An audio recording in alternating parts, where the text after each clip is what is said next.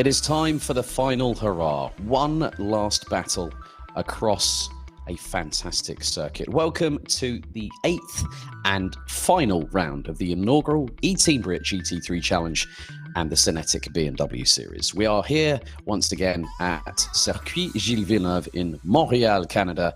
Alex Goldschmidt and David Christie back once again for the final time. David, what a journey it has been. Oh man, I'm so sad tonight. I'm excited for the race, but I can't believe we've actually done it. We've got through the entire season, and yeah, we're right at the tail ends. It's been awesome, Alex. I've absolutely loved it. Yeah, likewise. And this was the track that was originally going to be round 4. Obviously, we had some major issues and decided to reschedule, so we elongated the season for a further week. But as they say, absence makes the heart grow fonder, and good things come to those that wait. Wouldn't you agree, David? Certainly would. And if anything, the fact that the titles have been decided last time out make this just an even better final round. It's nothing to lose. Final huzzah.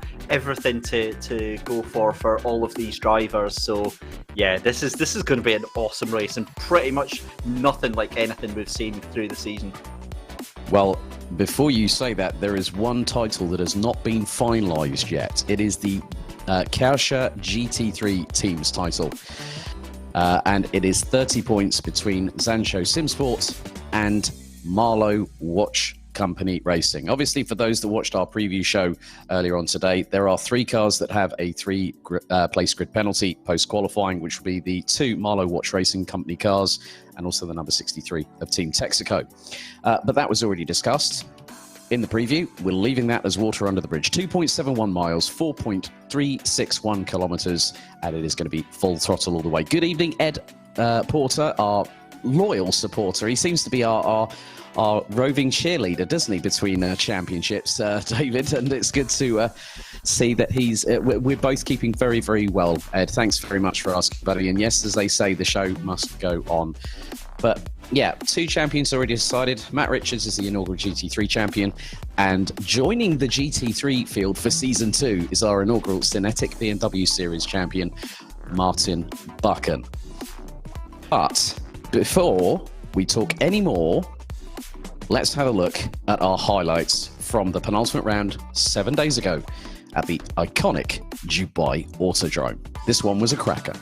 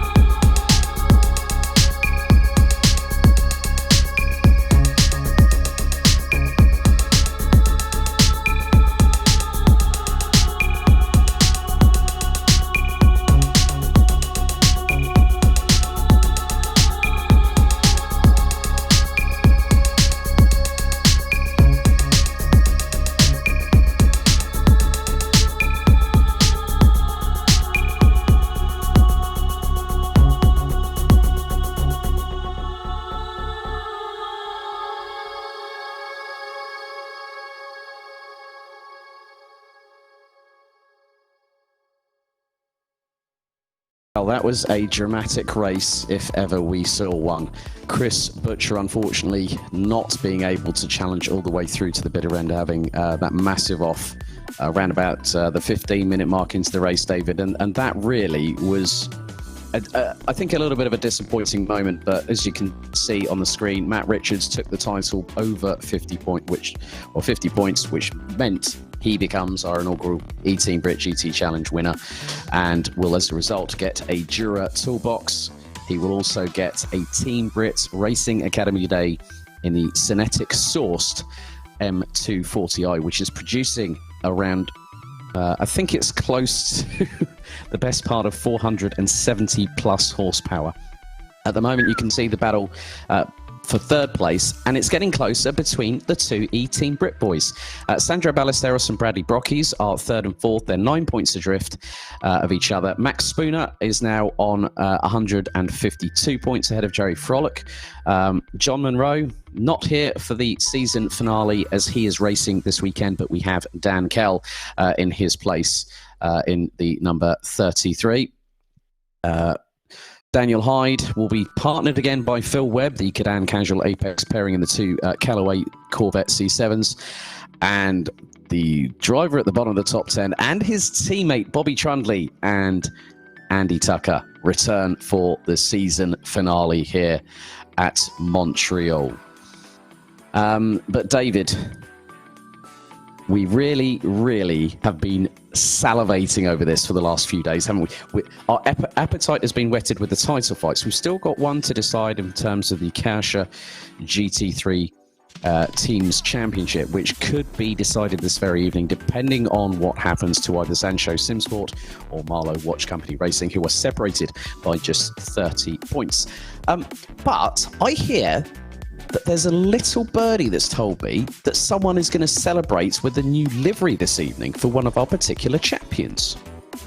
Yeah, I caught a glimpse of it. You'll have to excuse me why I was very quiet there. I had to run off and get my virtual raincoat because it is absolutely teeming down here in free practice just now.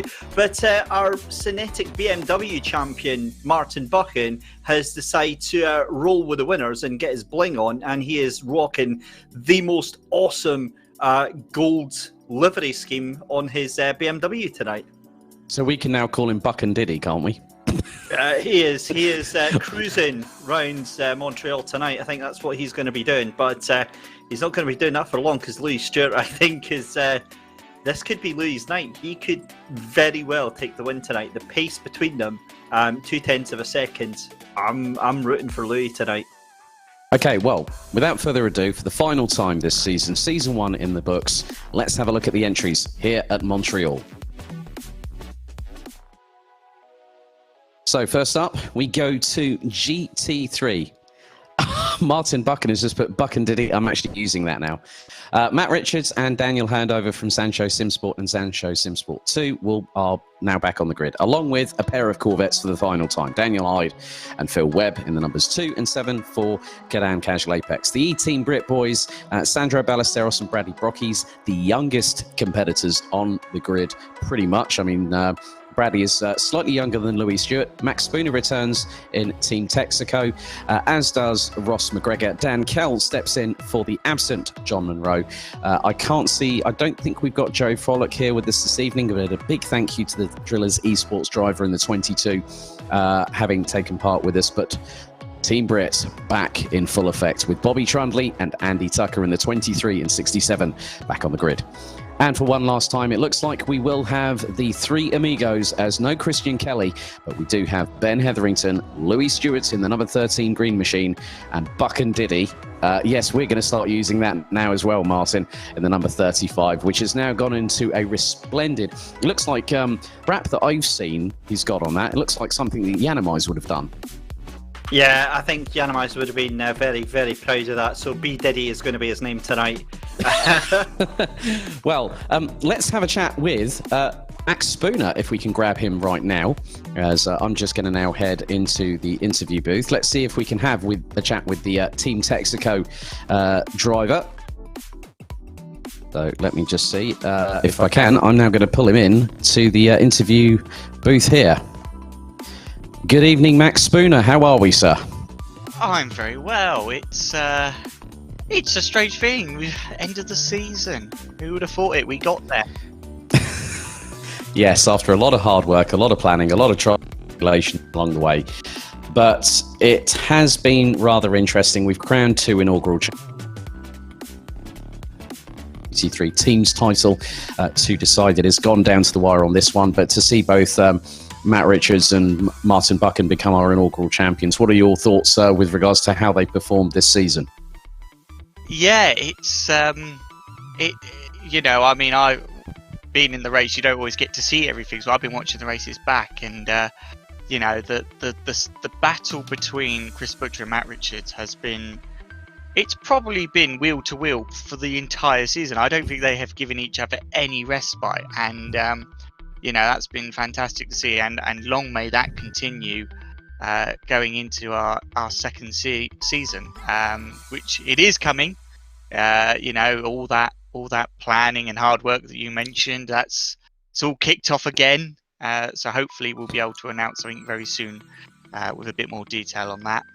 But yeah, and as well with Martin winning every round, and he's rocking the gold livery. Yeah, B Diddy. Yeah, B Diddy.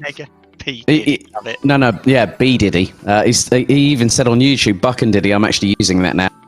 David Christie has definitely given him the moniker B Diddy, and he's got a rock. And now he actually, as the champion, will go into the GT3 category next season. We will give you information on that, Ed Porter, as and when we know. So when we do have a bit of information, we can confirm this though.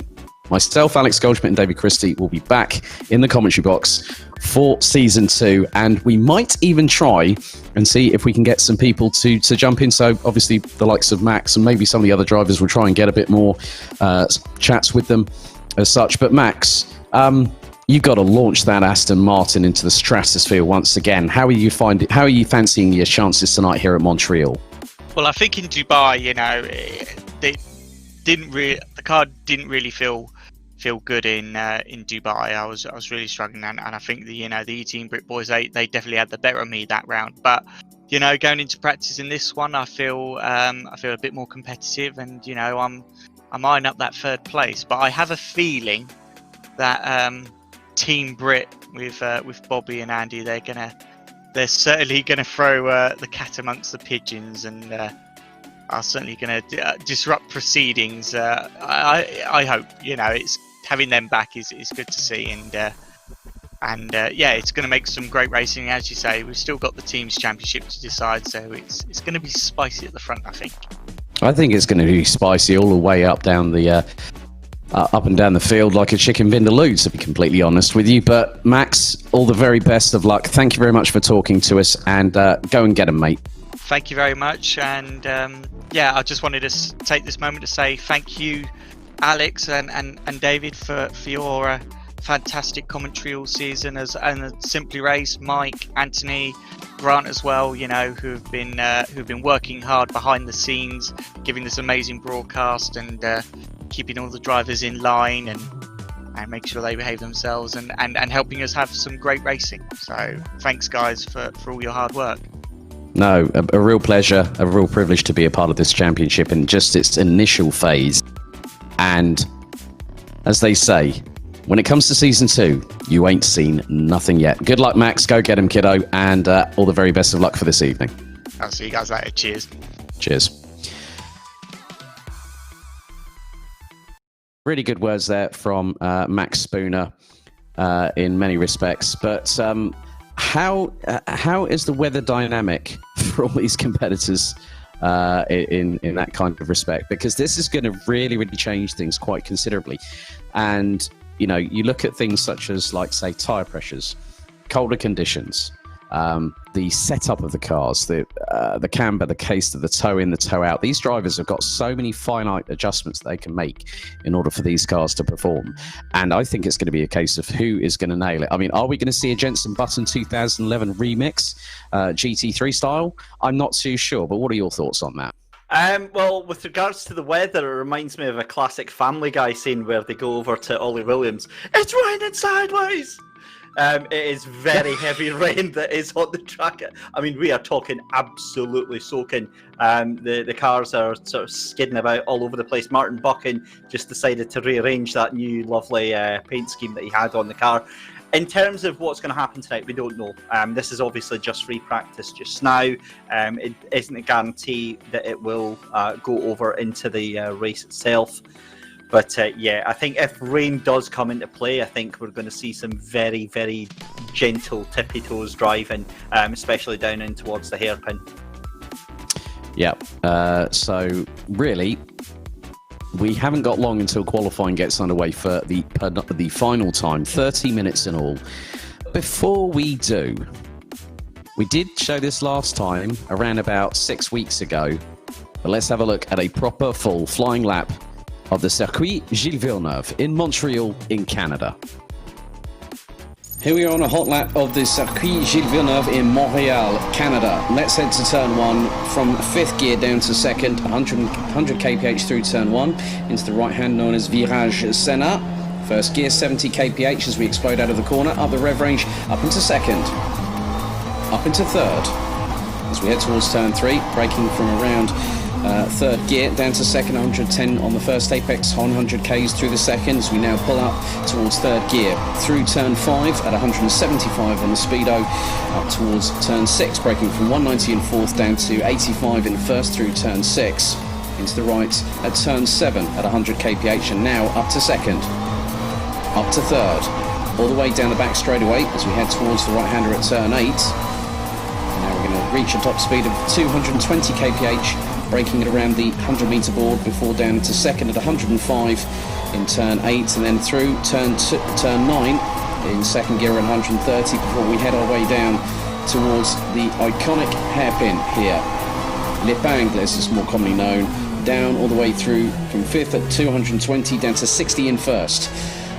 So we then go onto the slight kink left-hand corner at turn 11, onto the Casino Straight, where we will reach high speed, pulling 4th, pulling 5th, and we're even going to hit top gear up to 6th, and then from around about the 120 metre marker we're going to brake all the way down from 6th down to 2nd through into turns 13 and 14 on the right hand side, the infamous Wall of Champions, running wide as fast as you dare, and we head across the start finish line here at Montreal, Canada, at Circuit Gilles Villeneuve, a 1 minute 41.287.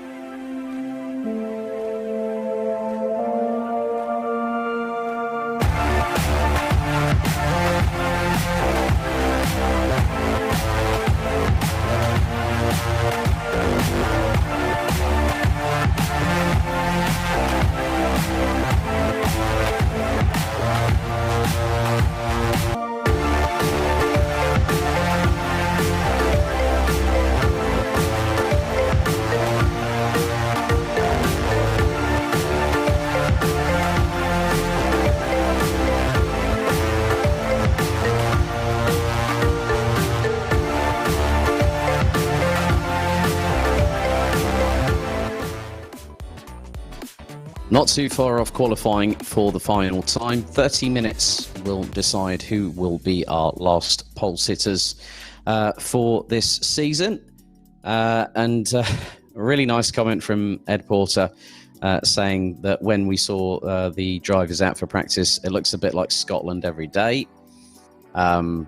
I'm sure that Mr. Christie will definitely agree with you on that fact, Mr. Porter. So thank you very much for bringing that up. Always a bone of contention when we talk about weather in these kind of situations, but with the fact that the track is very, very damp, very, very greasy, rooster tails everywhere from every single car, and qualifying now well and truly underway, it looks like.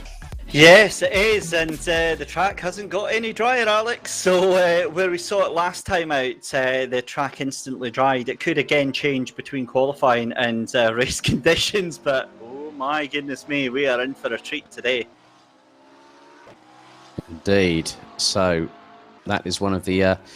let's see. That is... the returnee, Mr. Andy Tucker, recently has been talking about mental health and his accident a few years ago. So Andy Tucker recently got a podium on debut in Brit car alongside Matty Street, back in the saddle in the 67 720S GT3 McLaren. Woking's finest. As he now, you can just see the amount of 11s that are bringing up the rooster tails. And one of the things here about the wet weather conditions is that this is not going to be easy, because when they're trying to put the power down coming out of the corners, if they run onto the curbing, especially through the Wall of Champions, what can happen is the back end can really start stepping out, and any sort of undue touch to the wall could either send a driver hurtling a bit further into that wall, a bit deeper, but also maybe even spinning them around and sending them across the other side of the track. Yeah, it's always a danger, and it certainly makes for entertaining viewing. That's for sure. But my goodness me, is it tricky? And it's a real test for these guys, because remember, it's an hour's race. So yeah, it's going to be a very, very interesting feat. But we'll have to wait the half hour to see how the conditions fare out, because it could change very, very quickly. So Matt Richards out, and already he's using as much curb as he can. Oh, nearly brushes the wall on the right-hand side there as the car launches onto two wheels. And we saw the impatient side of Matt Richards last time out, but the aggressive side in qualifying very, very much showing that he will want to end the season on high. I think his goal above everything else is to round it out with a clean sweep of pole position, fastest lap, and the victory. But there are drivers that have shown they can make it very difficult. And I'm going to throw, as you said earlier on, the two wild cards in the mix, the returning Team Brit boys of Bobby Trundley and Andy Tucker. And those two are definitely going to throw fireworks in every single direction and throw warning shots across the bow like you've never seen before. Yeah, Bobby Trundley certainly for sure doesn't know the whole meaning of playing it nice and easy. He gives it 110% on every single outing. We just have to turn the cameras to him, and there's always something is going to be happening. But again, we kind of can't look past all of the other characters who have been brewing very nicely over the season. Max Spooner is going to be one of my main people to watch tonight. The development that young lad has done over the season is just fantastic, and we saw it. I think it was Adria where he made that wild move around the outside and pulled it off. And I wouldn't have believed that Ross McGregor, John Munro, Matt Richards, or any of the other the leading lot would have been able to pull off a move like that. So he's definitely going to be one that's on my radar tonight, Alex. Very, very much the case as Andy Tucker. So at the moment, the benchmark looks to be from Matt Richards. No, make that Bobby Trundley. It was a 138.1 from Richards, and Trundley has just thrown across I think he's thrown a fastball back at Richards, who's probably the catcher on a baseball field, as now Ross McGregor goes P3. So Trundley puts in a fantastic lap of a 1 minute 37.925. As both Cadan Casual Apex Corvettes are in the pits, both Hyde and Webb. Well, Hyde has now come out of the pits. Dan Kell replacing John. Oh, now looks like that Aston Martin of the 33 of Marlow Watch Company Racing's Dan Kell will be another one that we have to watch out for as well. He's been competing in the Virtual Motorsport Online Touring Car UK Championship, which had its most recent event at the Snetterton 300.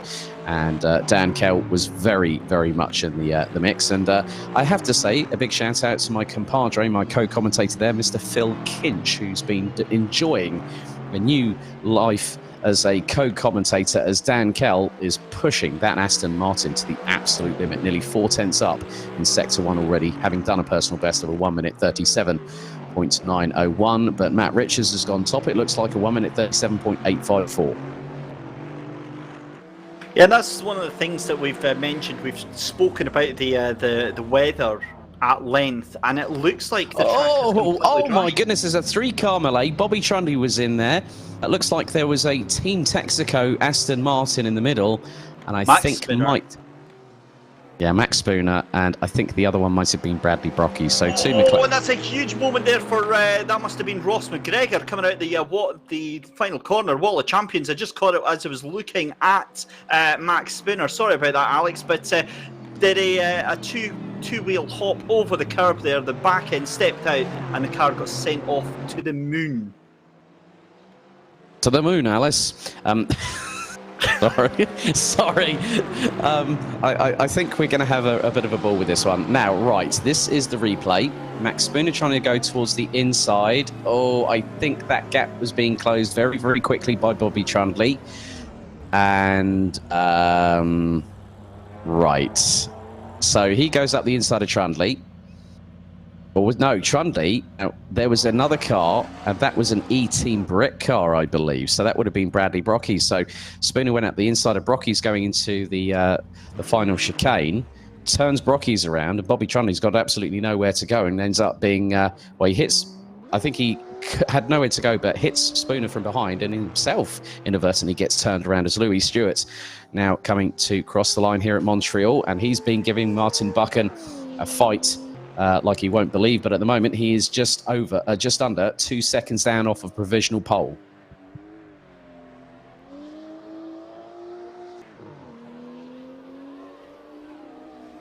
So Louis Stewart continues on his way, and it looks like the weather has started to clear up a little bit, because I don't see so much spray as we had earlier on, David.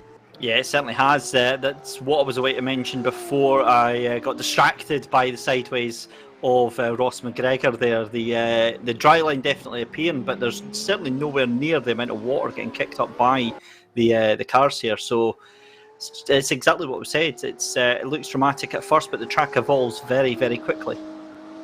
Yeah, I completely concur with you there, as Louis Stewart goes quicker by 34 thousandths of a second. So that would be quicker than Martin Buchan, who is literally... Oh, now that was a little bit of a bump with the right rear quarter of that green machine. So that'll look a little bit scraped and a little bit second-hand on the right-hand side. And as a result of that, Louis Stewart loses nearly 0.6 of a second in sector number 2. But, Louis Stewart, along with Ben Hetherington, and the latter being, I think, the most standout improver throughout the season, I'm just sort of looking forward to seeing these guys hopefully coming back for season 2. And again, they won't have like Martin Buchan to contend with, as a McLaren 720S just literally casually strolls past.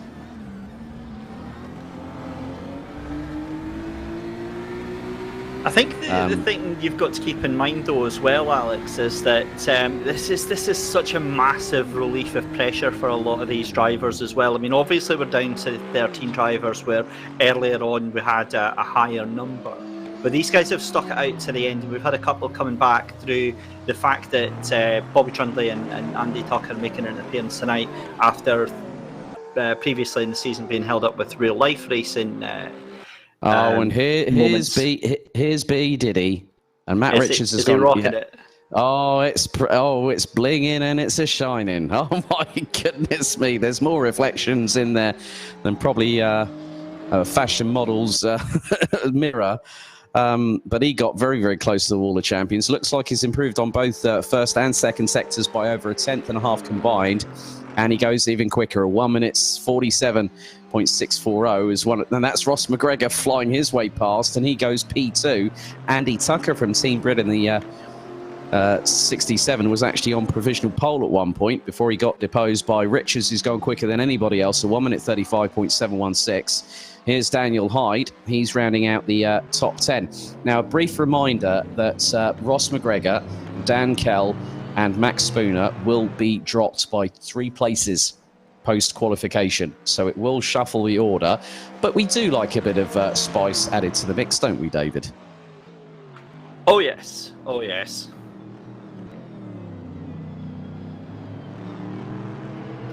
Yeah, what we like is a little bit of a spice and a little bit of variety just into the races. I think it's difficult enough doing a 1 hour race, Alex, without all the shenanigans that they brought on themselves, to be fair. But yeah, it certainly adds a little bit of fun. Yes, and now Dan Kell looks to have gone second ahead of teammate Ross McGregor. Here's Daniel Hyde in the number 2 Cadan Casual Apex Corvette C7R, now making his way down towards the, looks to be the second chicane here. Oh, now that was a bit of a curb hop and a half, I think. And that is not what you want coming through that particular chicane. Remember when Fernando Alonso nearly ended up taking out Jenson Button in 2011 on that particular race. As Ross McGregor goes provisional pole, a 1 minute 35.659 there. That's a great job by the Scot. And it looks like Martin Buchan, I think, has improved once again. Yeah, wonderful job for Martin, and he's really holding that out. What I love about it as well is that it's about half a second that he's got there, but Louis Stewart just constantly bringing the answer. So Louis Stewart was about 0.4 of a second when Martin Buchan was 1:48, and Louis Stewart improving as well. So I still think this is going to be a close matter. I think you're right. It's definitely going to be one of those sort of things where you don't know what's going to happen. I mean, it's like one of those sayings. I can't remember what film or something like that. It's like, I don't know when. It's just going to happen. I know something's going to happen. Really good question from our good buddy, who is absolutely swamping the chat as always. Our good friend, Mr. Edward Porter. Question for you both. So, from the 8 rounds, what has been your highlight of the season? Oh, you're going to throw me under the bus on that one first because... No, because I'm thinking mine already.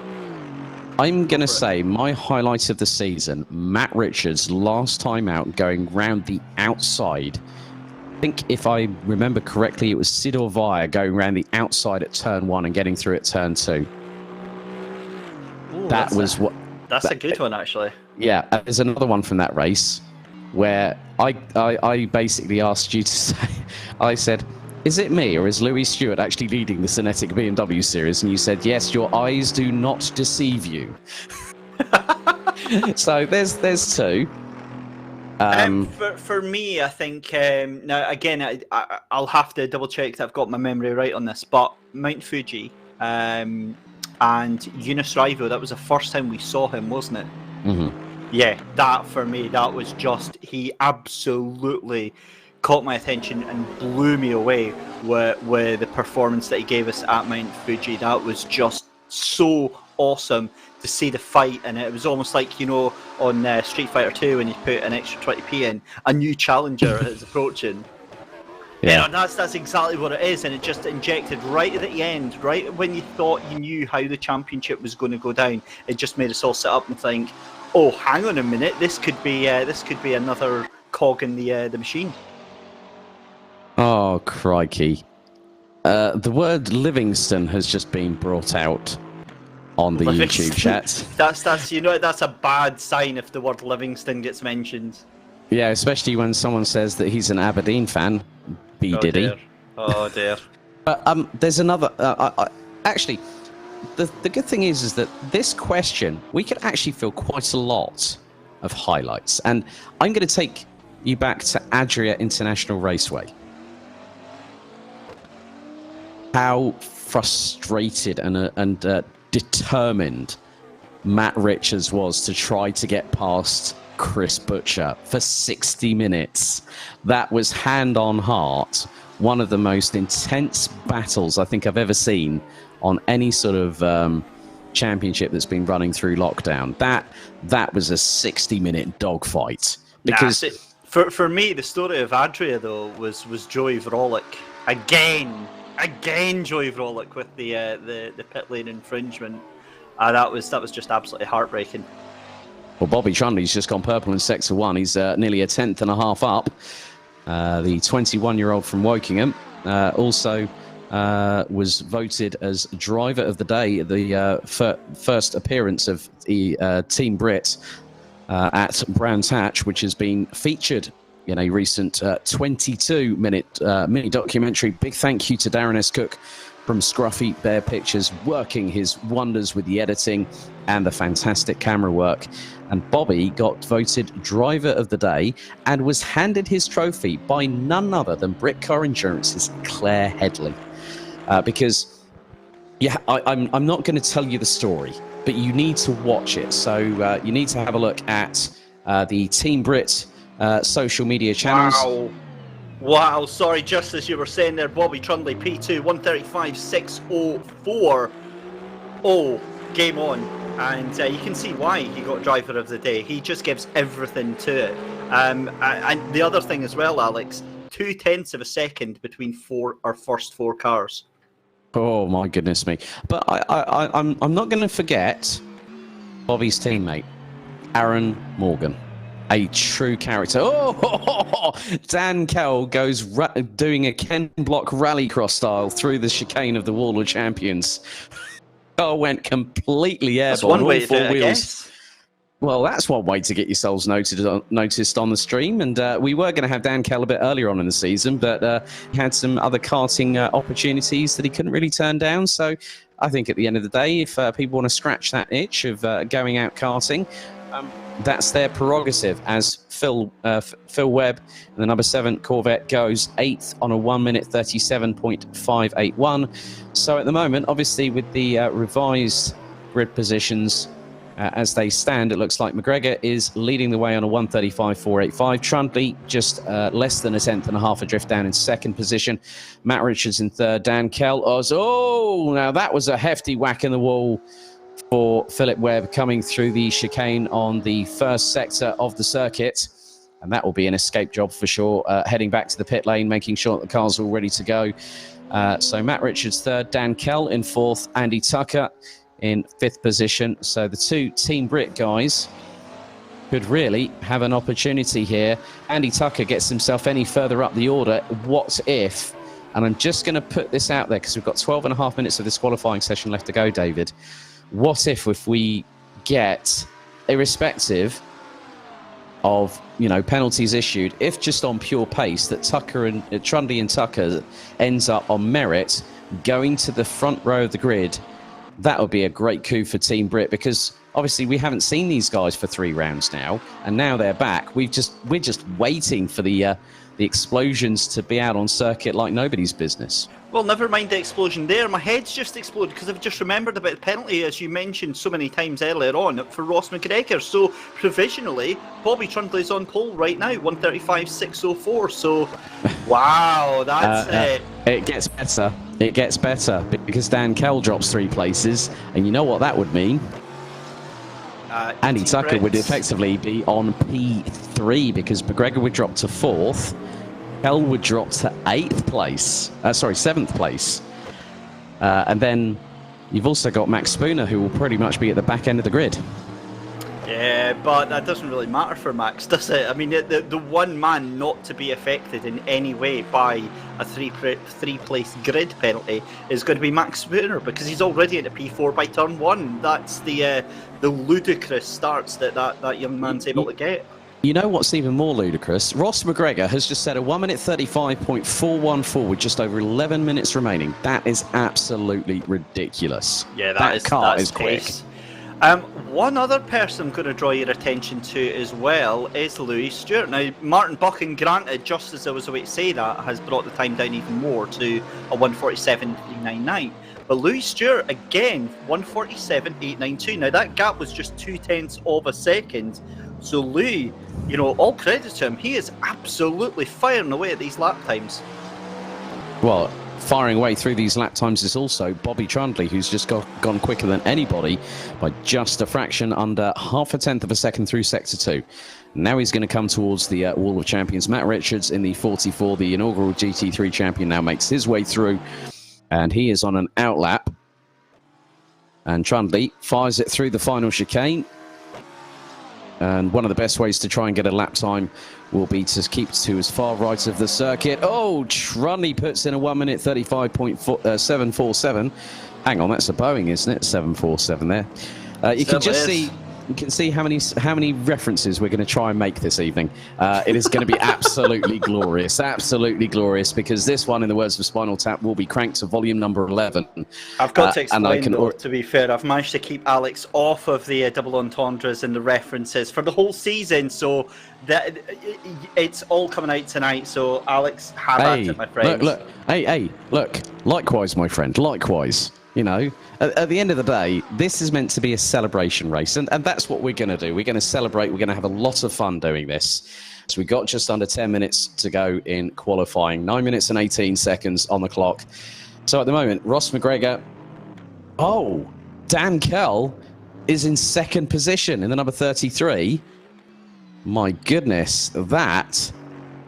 I'm just having a look now. Just 100th of a second off of Ross McGregor's time as well. So, all credit to them. I know they're going to get penalties, but that is a Marlow Watch Company 1-2. On merit. But then it puts Bobby Trundley on pole position for the final race of the season. Matt Richards might have something to say about it, though. He's a 10th up in Sector 2. Oh, he goes sliding off. Oh, that was not going to be caught. Somebody I'm sorry. get Esher on the phone. London Victoria, maybe? LVE? Admiral? Other Aviva? insurance providers are available, but my goodness me, that was a healthy crack into the wall from Matt Richards on that final corner there. I'm glad we were, for the rare opportunity there, watching both the same car in what was to be his last moment, I think, in qualifying. You know what's really funny, what just came into my head? And don't worry, there's no double entendre. You know, like where you have the Thunderbird, dun dun dun dun dun dun dun, and you get the last dun, and it's Matt hitting the wall. Sorry, I'm sorry to have to say that, but it's just sort of like you. Right, okay, let's have a look at the replay here. So, great shot by our broadcast director. He comes through. Look, he just literally launches it off the first part of the curb, and by the time he's come through the second part of it, the back end's just already gone, and that's hit on both right-hand side corners. And Ed Porter likes that one-liner.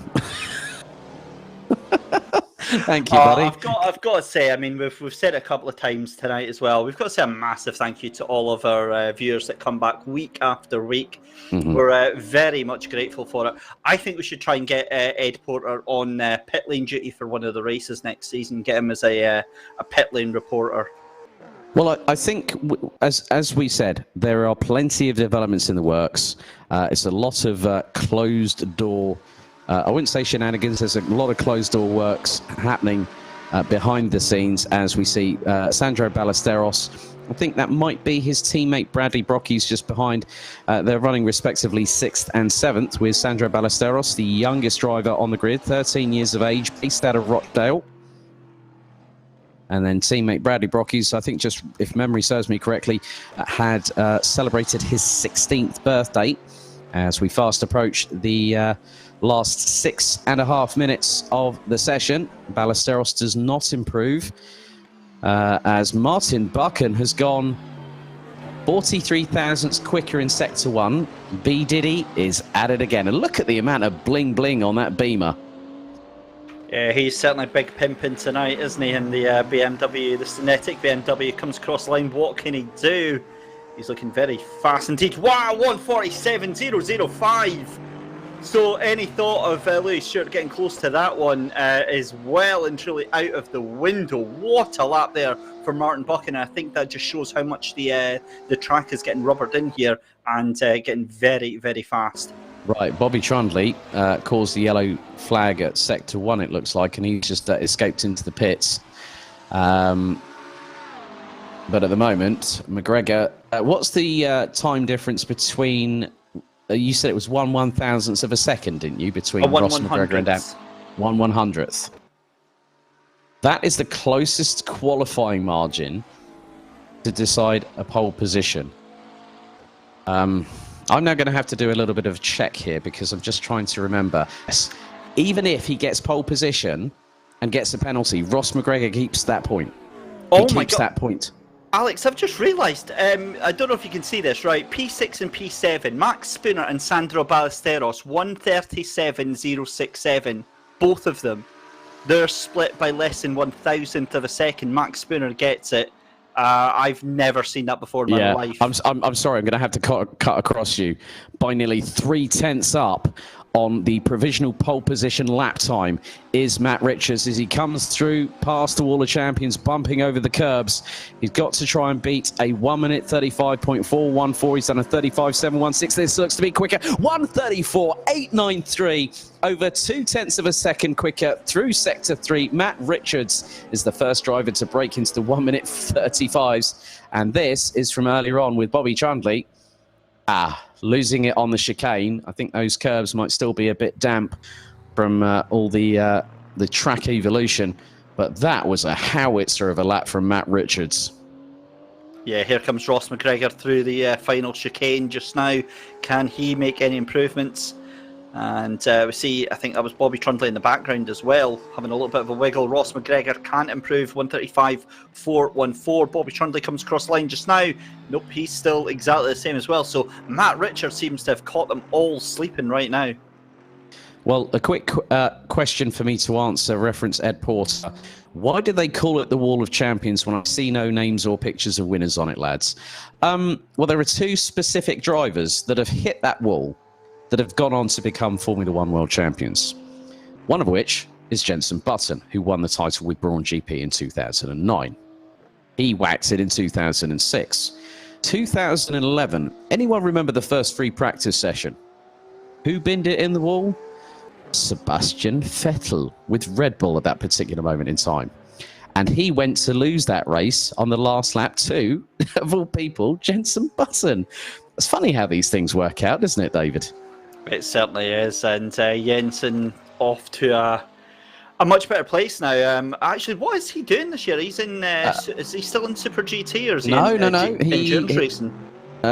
He's been doing. I think he's been doing a lot more punditry, so he's been working a lot with Sky Sports. He's about to become a father for the second time with his partner. Yeah, Jensen, I think is looking to be just like a good family man, like his late father John Papa Smurf was. A very well loved and respected man, both in rallycross and also in the F1 paddock, and was a great support, a great support and a mechanism for Jensen to lean on when he needed to. And also, Jensen does love his karting. He actually went, what was it, on his a particular birthday?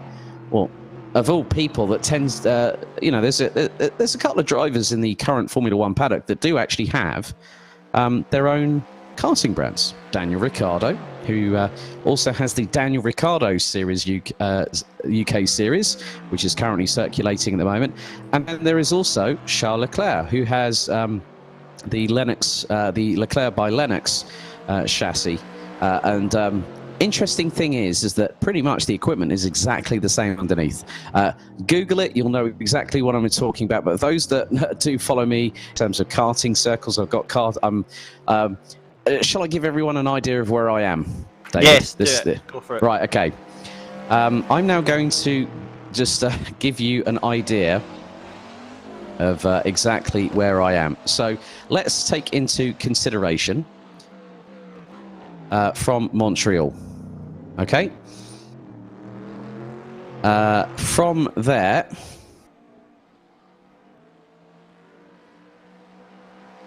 so you're looking up Google Maps, aren't you? I am. So I am east of Montreal, quite a considerable amount east, but I'm not too far away from Central Eastern Europe. And you know where I am anyhow, because I've already told you. I was going to say, you didn't want me to answer, because that would be cheating, but I would get it right, so that would be a plus. That would be a plus. So I'm just going to...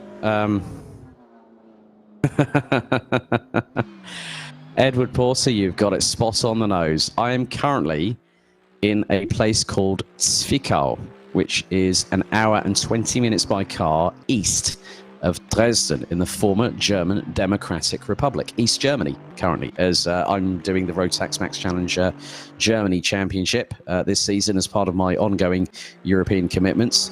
And I've been here since Thursday. Lovely part of the world. And in the hotel that I'm staying at, we have an old school Trabant downstairs that has been restored to its former glory in the reception area. As that is it, the checkered flag is out. Looks like Ross McGregor has had a bit of a moment there. So, and yes, I did miss everyone last night at the SMRC Esports. I've got to catch up with that because I've still got 2 rounds to do, if memory serves me correctly, David. Interlagos, wasn't it, last night? But we'll have this discussion another time. But Matt Richards looks to have done enough. Ross McGregor, I think, had a bit of a moment with one of the walls there and will not take provisional pole position, but will provisionally take second ahead of Dan Kell. So Matt Richards and Martin Buchan are final pole sitters for the season. I was really hoping, I think I was praying to the gods above, David, that we would have a Team Brit front row. But effectively, Matt Richards will start on pole position. Bobby Trundley will be alongside him.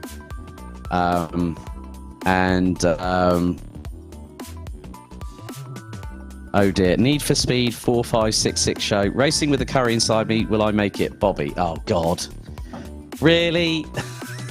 I'm sorry. And this is on the Simply Race channel.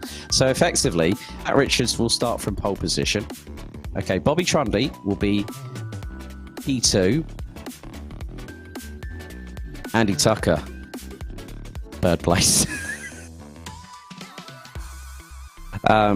So Ross McGregor and Dan Kell will start 4th and 5th respectively. Okay. Still with you. All right. I'm writing this down. I'm just mentally trying to figure out what is happening. Max Spooner will start 9th because he finished in 6th place. So that means Sandro Ballesteros will be in 6th. Bradley Brockies will be 7th. Philip Webb will go into the top 8. And then Max Spooner and Daniel Hyde will round out the top 10. That is your starting order for our 60-minute race. Well, we're not that far away. And as you can see, Martin Buchan, minute 47.005 for our inaugural champion, who will graduate to the GT3 Challenge for Season 2. News on that to come in the coming weeks and so forth. Louis Stewart only just under 8/10 of a second behind. But Louis Stewart, if he gets a good lightning start like he did in Dubai, I think he could really have Martin sort of second-guessing where he might end up in this race of the season. Yeah, there's certainly a lot to watch what's going to happen. I mean, obviously, we've got the warm-up just now, and they're going to be thinking over their strategies, all that sort of stuff. But, yeah, Louis has just come on in leaps and bounds. We've said this every single race, Alex, and I know it feels like it's a broken record, but for me as well, Ben Hetherington, I really want to see him having a proper ding-dong scrap because he is a fast young man. And, you know, he puts in a lot of effort to learn the tracks, to adjust given the fact that he's using a controller. And, you know, you speak to him and you can tell just how into the races he is. So I want to see a good race for him tonight and a good result. I think he could even get potentially a top 10 because... yeah, that last chicane is going to claim quite a few drivers. Well, you heard it from David first. I was planning not to say anything. And if we see a multi-car pile up, we know who to blame at the Wall of Champions. Wow, thanks. Sorry. Just there's a double-decker boss and I've just been thrown under it. Oh, so the drama might be up. Yeah, I was just going to say, did you just hear what I just heard from our... Yes. That is going to change things quite considerably. wouldn't you say, David? What we've just heard. Yeah, I love having race control in your ear because I don't know about you, Alex, but it's like having one of those speech jammers where you're trying to speak and you start slurring your speech. Yeah, remember when he had? Yeah, because he had the right hand paddle on his steering wheel fall off. You remember that? Because I got a picture sent to me. Has it happened? Has lightning struck twice? Because he's got a steering wheel issue now. And if the biggest thing is that if he decides he's going to start from the pit lane, he gets there on time. We then have, you know what I said during the early part of qualifying? We'll have an all Team Brit front row with Trundle ahead of Tucker. Could you imagine if Trundle wins this race tonight? He is gonna be. I kind of want for Trundle to win the race tonight, just so we get him on the voice chat. Oh, mate, wouldn't that be one for the books? Seriously, that would be. Yeah, that'd be awesome. Hand on heart, but obviously, we will keep you updated on Matt Richards' his current situation. But yeah, I think at the end of the day, no, it's going to be rather interesting in many respects, because then if that changes everything, what we'll then have is that Sandro Ballesteros, I think, will have qualified P5 after all that has transpired. So we'll give you all a heads up as to if Matt Richards is able to effect repairs quite significantly in the next few moments, because I don't know how much longer of the warm-up have we got left. 44 seconds.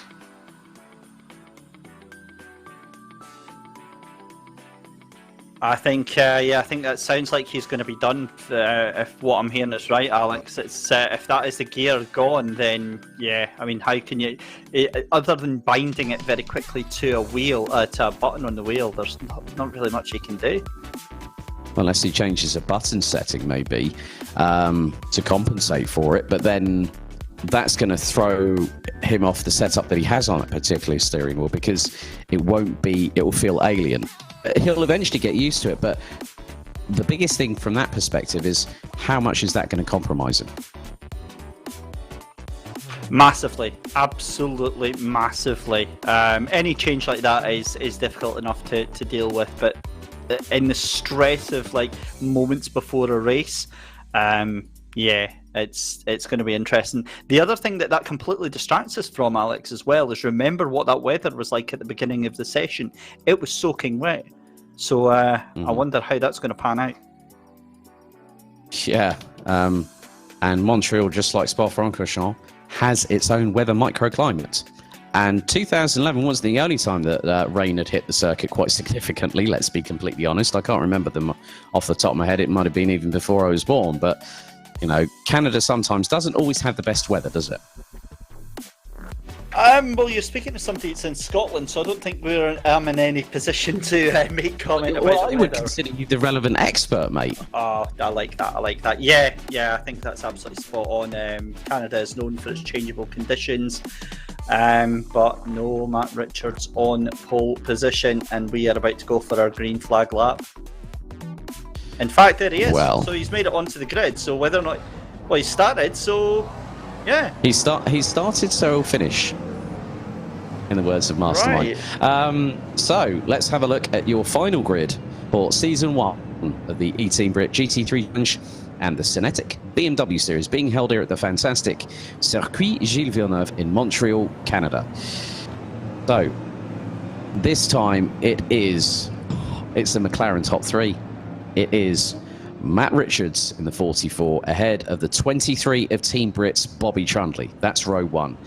The 67 of Team Brit's Welsh hopeful, Welsh wonder that is Mr. Andy Tucker, will be ahead of Ross McGregor in the number 3 from Marlow Watch Company Racing. Dan Kell in the sister car, the number 33, will complete the top 5, followed by Sandro Ballesteros in the number 19 for eTeam BRIT in the 720S GT3, followed with teammate Bradley Brockies in the 105, The number 7 of Phil Webb from Cadan Casual Apex is the leading Corvette in this field, ahead of Max Spooner, who qualified 6th but now gets demoted to 9th position in the number 63. He's in prime contention for the Simply Race Most Sends Awards, which is for the most overtakes the most positions gained all the way through the season, and he has been leading up until this point. And then rounding out the top 10, the 10-strong GT3 grid, will be the number 2 of Daniel Hyde from Cadan Casual Apex.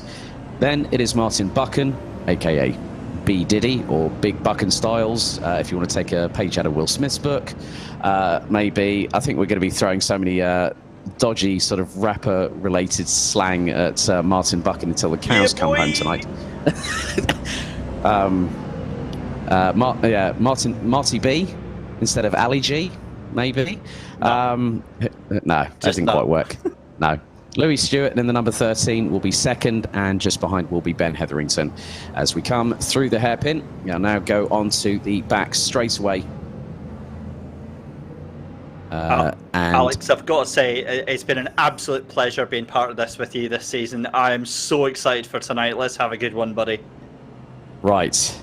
We are not that far away. They are now going to start getting into formation. So it will be Richards, Brundley, Tucker. And just tell by the end. Oh no, the limiter. Oh my goodness, Matt Richards having drama, which means the pit stop limiter can't be removed. He's literally at 60 to 80 kilometers an hour in that McLaren. And if he tries to go around the final chicane, he will be dropped right the way back to even behind the SYNETIQ BMWs, which means that the Team BRIT guys will have an advantage. Oh, Richards into the pits. Richards into the pits. Round the final chicane they come. See, do we go lights out and racing here at Montreal? It is up to full racing speed. They come through, and the two Molo Watch Racing Company cars are side by side. Andy Tucker's had a bit of a dismal start, but Bobby Trundle leading the way down into turn 1 for the first time, into the left-hander. And who is that just behind? That is that the number 3 of Ross McGregor? I think that is. And he's got his teammate in the form of Dan Kell just behind. Max Spooner, you absolute hooligan. He's done it again. I called it. He got himself up to 4th place on that first corner. I'm sorry, Max Spooner, you absolute charlatan. Oh no, one of the cars in the wall. That was, I think, possibly Andy Tucker hitting the right-hand side. As all Dan Kell goes sideways. This track definitely not evolving as much as we thought during qualification here at Montreal. But at the moment, Trundley starting to get a breakaway. And at the minute, B Diddy leading the way in the SYNETIQ BMW series, as now the two Molo Watch Company racing cars are in prime position, because you know what this means. The team's championship is well and truly game on, as Richards down in 10th position, all the way down at the back of the field. Oh, Alex, you're going to have an absolute ball watching the replay of that restart. What a miscommunication as Dan Kell goes round the outside of Ross McGregor. That also nearly came off. And so much for team orders then, because these two have already come to blows on the first corner before we even got started. That was a miscommunication, and no, Dan Kell isn't in voice chat with Ross McGregor. Well, as they say, it's all any driver for themselves, and that's any driver worth their salt. As now Matt Richards will start pushing. He's just got past Martin Buchan. As now we come across the line, the lead between Trundle and McGregor around about just under 0.3 of a second, 58 minutes and 3 seconds to go. What a dynamic first opening lap here at Montreal, and you ain't seen nothing yet. Ladies and gentlemen, a few bits of housekeeping for the final time. The pit stop window will open as we've got a yellow in sector number 1. Now, what has happened there? That was the brief of sector 1. Someone's probably gone off the circuit Daniel there. Hyde was in the Corvette, going very, very wide at the corner. He's back on, no real big issue, but he just went very wide on turn 2. Okay, so the housekeeping, as I was saying, 40 minutes remaining. What will happen is that the drivers will then have the opportunity to serve their last minimum 30-second pit stop of the season, change all 4 tyres, put fuel in, depending on when they decide to brave it and if they've gone for the long haul. But also, the last ever DAF driver of the day for the first ever season, the voting will open at 30 minutes on the clock remaining, halfway through the race. And then for this season finale, we are going to keep that open all the way through until 0 on the clock. And if the checkered flag does fall when that happens, hey, that's quite well timed. But you never know. Please email us at eteambrit@teambrit.co.uk. If it goes to a counting vote, myself and David will have to make the decision based on the votes. Says, oh, McGregor darts out of the way. Oh, now did he tag the back of Trundy? Because Trundy was going into the chicane, and that was a bit wayward there from Ross McGregor. I think he just outbraked himself going to the Wall of Champions chicane, and he went wide. Trundy went off. They weren't bouncing over the sausage curbs, but nevertheless, Trundy still hanging on to the lead, and Kell still up there in third place. But I'm going to throw the curveball of the season possibly here. Andy Tucker is only 9/10 away from this battle. And if he gets stuck in, expect the unexpected from the man from Newport in South Wales. Yeah, I was about to say, Alex, ignore the gap because it doesn't matter. Bobby Trundley will cling on to that lead with every single fingernail that he has got right now. And you're absolutely spot on to mention Andy Tucker gaining as they come along the second half of the circuit here. Dan Kell is looking very, very impatient. He wants to get... Oh no, Andy Tucker spun it! Andy Tucker loses it all by himself and goes on to the grass, and that is going to be him down into P9. Well, but there is 55 minutes of this race remaining. Okay, you know what? Sod it. Daft Driver of the Day is open. People have already started voting. I don't care. We're going to go for the full 60 minutes on this one. We've already had a couple of votes. So if you want to vote for your Daft Driver of the Day, please make sure you email us at eteambrit@teambrit.co.uk. This is the moment where, yeah, it's a lot of curb there taken by the 67 McLaren 720 SGT3. And yeah, the left-hand side, and oh, now did he tag the wall? I think he got away with that one, didn't he? Yeah, I think he just missed it. Certainly. Or he glanced it. I think he glanced it. Look, oh, that's a close shave and a half, and that's not even with a close shave razor, close face razor there. But that has now really, really changed the dynamic of this race, because now Matt Richards, David, P8 and climbing, and he is about to start darting all over the back bumper of, well, pretty much is, of Phil Webb, who is leading the charge for Cadan Casual Apex at this particular moment in time. But then Bobby Trundley is trying to, I think he's trying to do a bit of damage limitation early on in the race. He's not pulling away from McGregor and Kell, but he's doing just about enough to keep them at bay at the minute. He's just got to keep it calm and composed. Yeah, what a race as well for Sandro Ballesteros up into fourth place, just ahead of Bradley Brockies, as we see Matt Richards, or rather I'm having a watch of Matt Richards dice it out with Philip Webb. Max Spooner losing out to Bradley Brockies as well. He's down into sixth place there, but yeah, Matt Richards is absolutely on a charge right now. He's running the slipstream of Phil Webb as they go down the back straightaway, heading towards the final chicane. 53 minutes and 17 seconds to go, as nicely done there by our newly crowned champion last week in the GT3 Challenge, Matt Richards. Now recovering from drama, having to go into the pits. And there is Bobby Trundley, the top three, separated by just over 1.2 seconds. As the yellow in sector number 3 has someone possibly had a moment. I think that might be on the last chicane. But you can just see now, Trundley's keeping it nice and smooth here. But both the Marlow Watch Company racing cars. Okay, now here's the moment. That is Dan Hyde.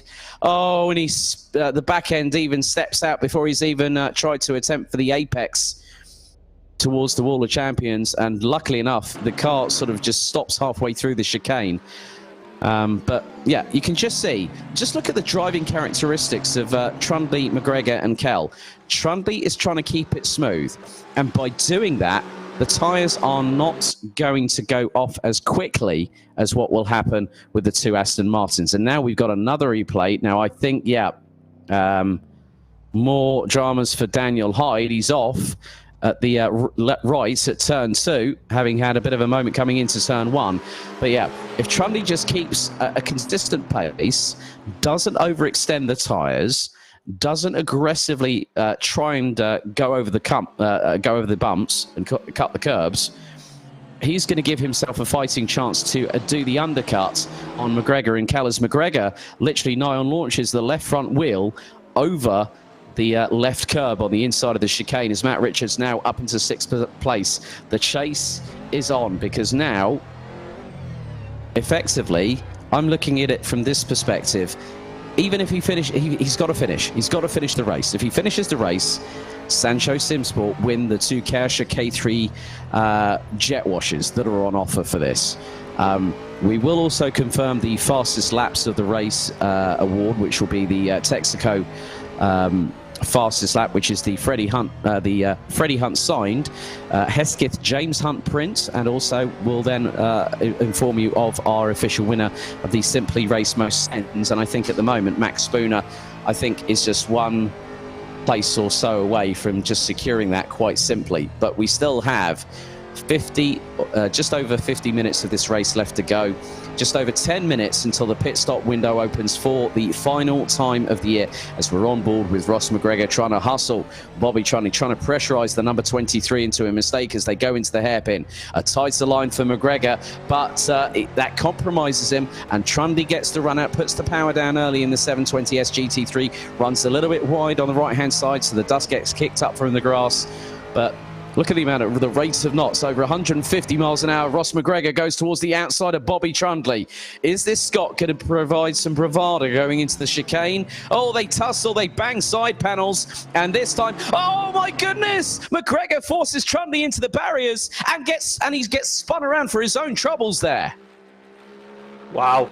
Wow. And Sandro Ballesteros steps up to that final step of the podium, and Ross McGregor, quite probably with a lot of damage on that Aston, is going to be absolutely fizzing inside of that car. But it's our super sub Dan Kell that jumps into the lead by 2 seconds over Bobby Trundley, and he will be charging right now. Have you got the Jaws theme on your phone by any chance? Look who's behind Ross McGregor. Yeah, that's some turn up to go through pit lane on lap 1, but I don't fancy trying to get past Ross McGregor right now.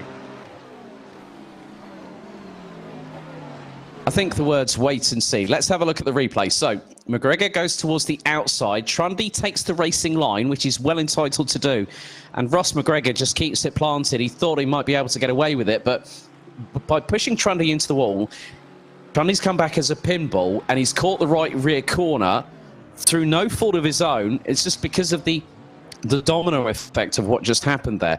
So in some respects, Bobby Trundy had the racing line on that particular instance. And that is effectively a racing incident there, I think. But I don't know what your take on that is, but we're not race directors. Yeah, we've tried second guess through the season before, and it's not really worked. But yeah, what a cracking move from Max Spooner on Bradley Brockies to take that 6th place. Yeah, so yeah, I think you're definitely right there. Bradley Brockies and Max Spooner having a great battle there, as now Ballesteros is actually being caught by Ross McGregor. That's the more impressive thing.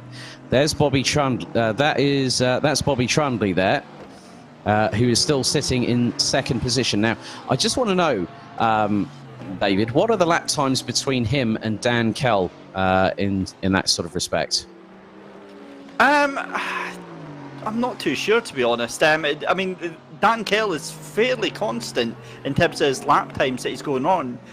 He's got Ben Hetherington up in front of him just now, but Bobby Trundley, I don't think he's closing that gap all that much. Okay, well, for those wondering about live timing, you can go... I should have mentioned this earlier on in the broadcast. I think I was just too busy wondering about what double entendres and puns I can throw at the broadcast this evening, but never mind. www.eteambrit.liveracers.com. That is the official live timing. As, you said that Ross McGregor was absolutely fizzing. He's absolutely seething. That red mist behind the visor of that Scotsman at the moment is absolutely set crimson and is fiery and alive as they now go into the hairpin. And, Ross McGregor puts the power down and goes sideways coming out of the hairpin. And that is allowing Matt Richards to close up tooth and nail, hand over fist, as they come down the back straightaway towards the chicane and the wall of champions.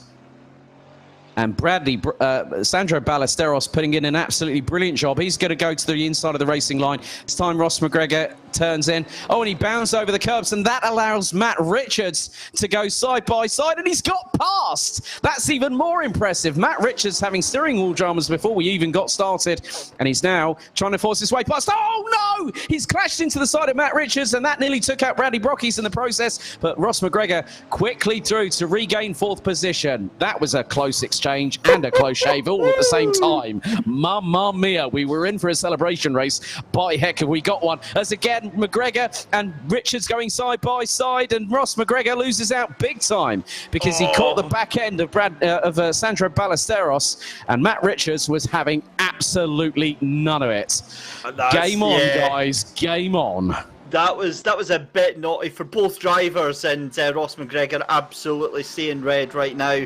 I think that is his race done and dusted. The car looks to be losing a little bit of power.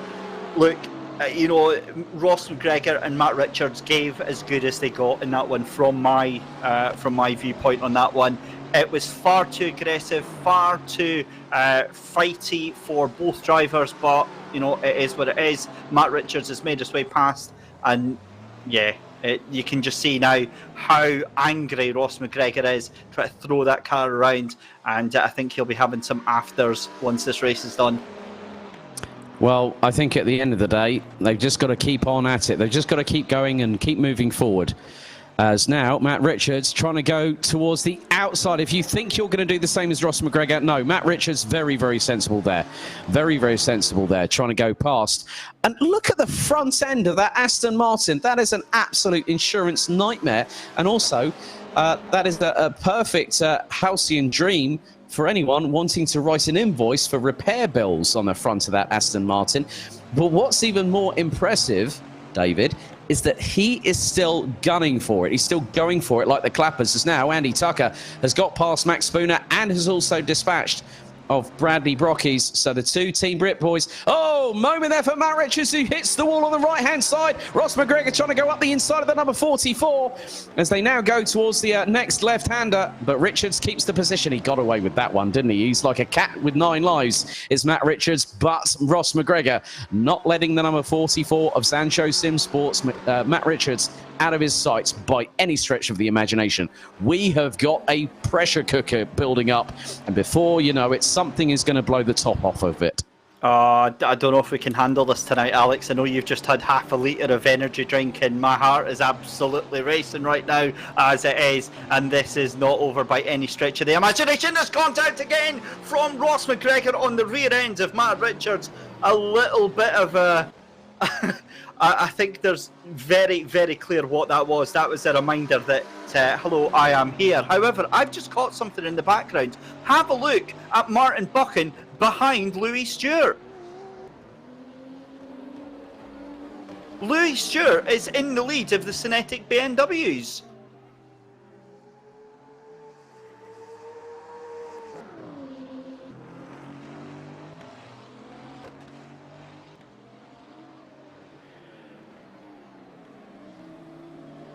So just about 20 minutes gone in the race so far, and it's still Dan Kell in the lead by just over a second for Bobby Trundley. Matt Richards is in 3rd place, Sandro Ballesteros in 4th, fighting off Ross McGregor and Andy Tucker. So Matt Richards away up into 3rd place, and Sandro Ballesteros now in the firing line for Ross McGregor. Goodness knows what's going to happen there as we see Louis Stewart desperately trying to fight off Martin Buchan's advances, and that means that Matt Richards is going to close up to the pair of them just now, and I get the feeling that this could all go very wrong.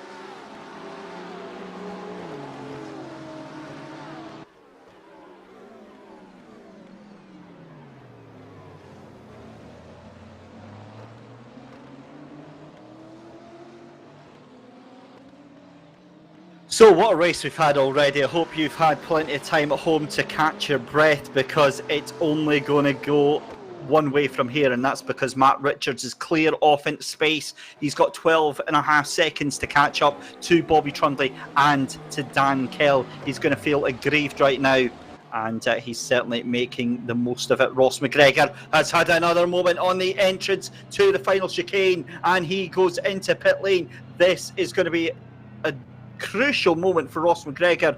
If he gets that car repaired, he might be retiring from the race.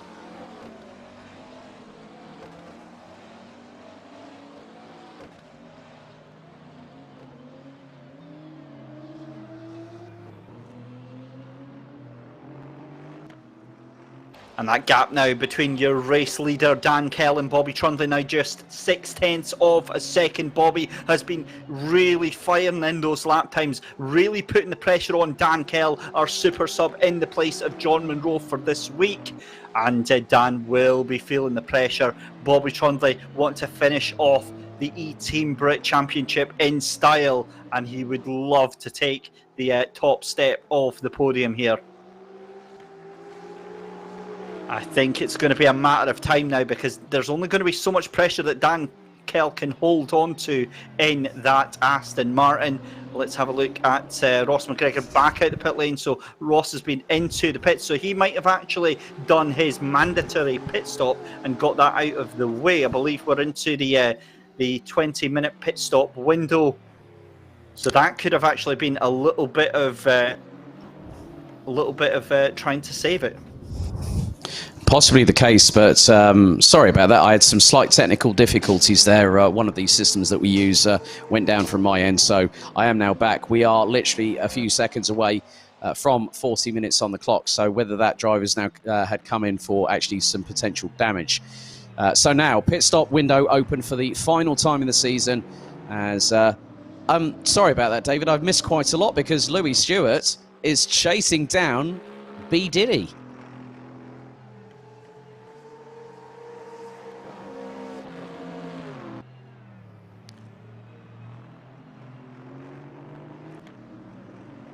So, yeah, I mean, effectively, this is one of those battles now that really could be one to watch out for. As now Martin Buchan and Louis Stewart still battling over the lead. David, what's been happening since I've had to quickly sort of jump off air and jump back on again?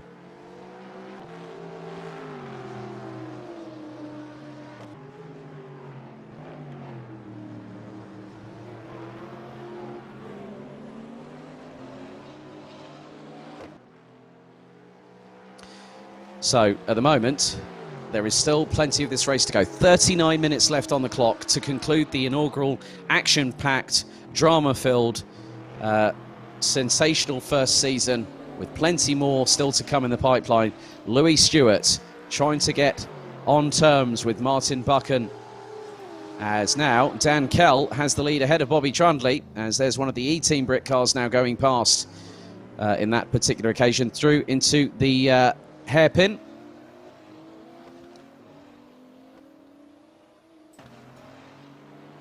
As now Dan Kell and Bobby Trundley go into battle. This is going to be one for the ages, and Dan Kell filling in as a super sub for John Munro, who has had to switch back to real-life racing commitments. But one of the biggest key points here is that Matt Richards is only 10.6 seconds behind this battle for the lead. Don't forget, please vote for your daft driver of the day, the final one of the season. Email us at eteambrit@teambrit.co.uk. We already have a couple of votes in. The more, the merrier, which is why I've decided to extend it.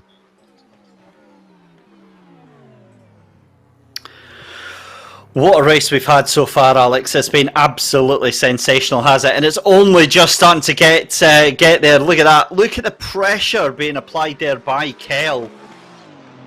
This is just awesome stuff. This is absolutely what we wanted. We wanted a race to come out on high, and by golly, are we getting that as Bobby Trundley keeps ahead of Dan Kell as they come through the final chicane onto the main start-finish straight. They're going to be pushing as hard as they dare up the rev range through into fourth gear. Nearly 140 miles an hour as they go up into fifth, hitting the rev limiter every single time. Trundley still ahead of Kell. Oh, this is a battle for the ages. Yeah, this is going to be an absolute cracker, especially when we've got pit stop strategy to come into the mix as well. I believe we're into our pit window open. Yep, we are. And I think Ross McGregor has already taken his one. He's wanted to just get that out of the way and possibly do something a little bit different to everyone else and try and get his way up the order after the pit stops are done. I think we could see Ross McGregor in the top 5 if he's able to get the pace open. Martin Buchan taking back the lead of the SYNETIQ BMW race from Louis Stewart ahead of Ben Hetherington, and Bobby Trundley just now with a tiny little bit of daylight between him and Dan Kell for second place. Right, okay. I'm going to do some maths on the fly here.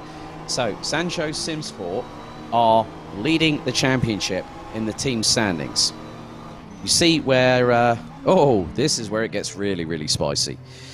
So, effectively, the top car scores points. So, at the moment, it is 303 to Sancho Simsport, virtually speaking.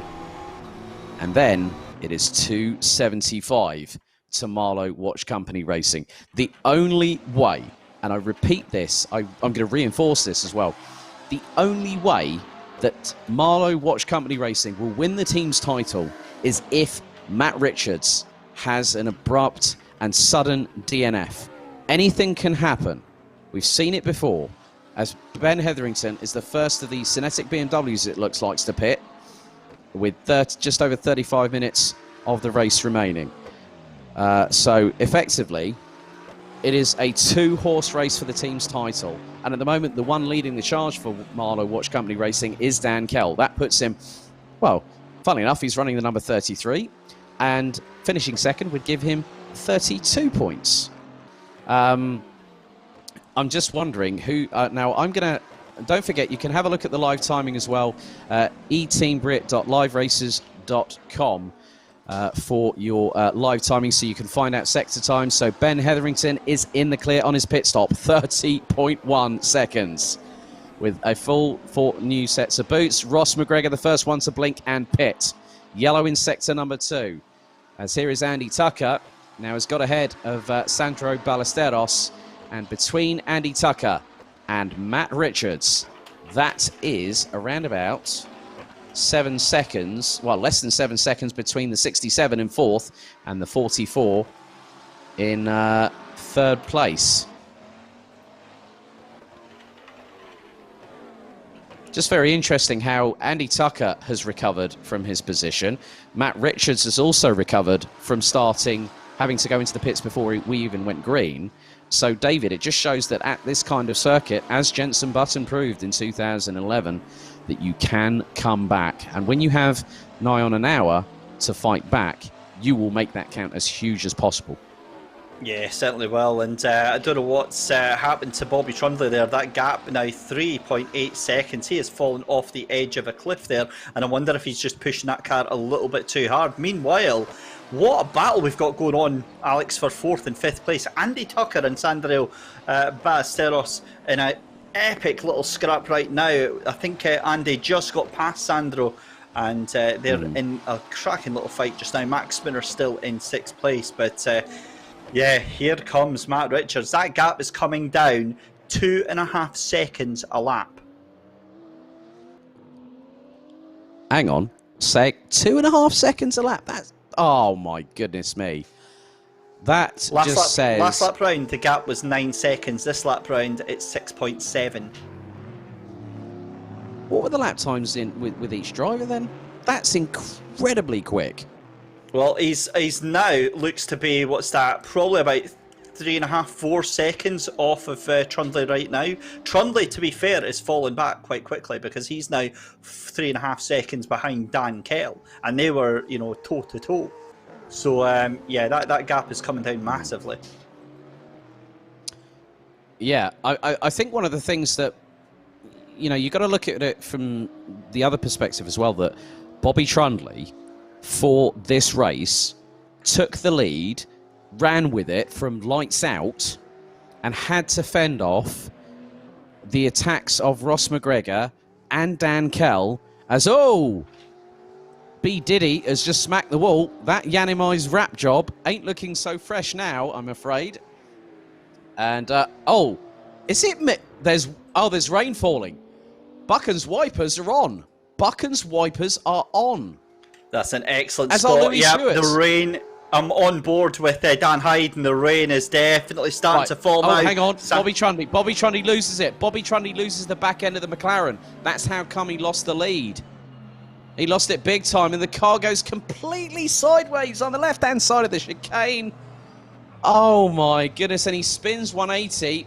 And is he going to rotate that car around? He gets close to a 270. That was 9.5 for style points. But yes, the rain is coming. And now, I've got to ask a question here, David. Are all these drivers on slick tyres?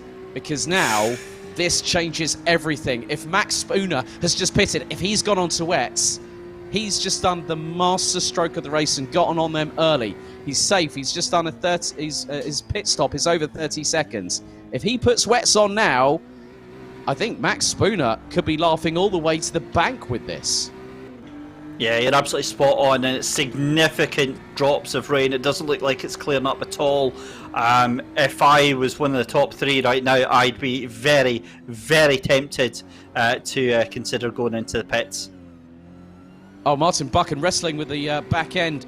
I mean, those rear tyres are spooling up like a good one in the number 35. Yeah, those wipers are on full chats, let alone the driver behind the steering wheel. And you can see he's having to correct so much in the number 35 to just keep it going. And this is where Ballesteros is now pitted. So, yeah, you can just see that. I mean, look at the speed. Look at the speed that he's going. He's just exited that at 60 miles an hour. And now he's accelerating. And Max Spooner, okay, might be 92.4 seconds off of the leader. Ah, right. Phil Webb has just pitted. Bradley Brockies are pitted. And we have just under half an hour of this race remaining. I think the drivers, if the biggest thing is I need to know one thing. I need to know one thing. What is the lap time that Max Spooner is doing at the moment? Because that Aston looks incredibly, incredibly well planted, considering the rain that we got coming down on the circuit. Yeah, he is looking very, very stable. I think you're alluding to something I think we're both wanting to know is whether or not he's on the wet tyres just now. I'll see if I can actually have a look. Because I've got the luxury of being able to look around the car, I think that he will find out when he slows down. I think he's on wets. I'm positive I can see some grooves in the tyres. Oh, now... I've just seen Ben Hetherington go over the curbs there, and he's going to be lapped as Louis Stewart now pits. Yeah, the pit stops. Oh, Bobby Trunley says a yellow sector Ross one. McGregor going some... he's away over into the grass there, and the rain is absolutely lamping down now here in Canada. It's getting heavier and heavier and heavier. I'm positive Sandro Ballesteros is on wets as well. He's looking very, very good. Oh, Matt Richards. Matt Richards had a moment at the Wall of Champions chicane, and he nearly goes flying over, and that car is looking incredibly, incredibly dirtier. Yeah, the... Max Spooner, I mean, what if? I'm just going to throw this out here. Don't, my heart can't take the excitement. What if Max Spooner is the one that jumps everybody with such a severe undercut that Team Texaco wins the final race? What if? I'm not saying an if or a when. It's a what if it does happen, because... You know, he's now chanced it. Andy Tucker now in the pits. Bobby Trunley has just pitted. Now, Max Spooner, at the moment, is about 45 seconds away from Bobby Trunley. Ross McGregor now in the pits.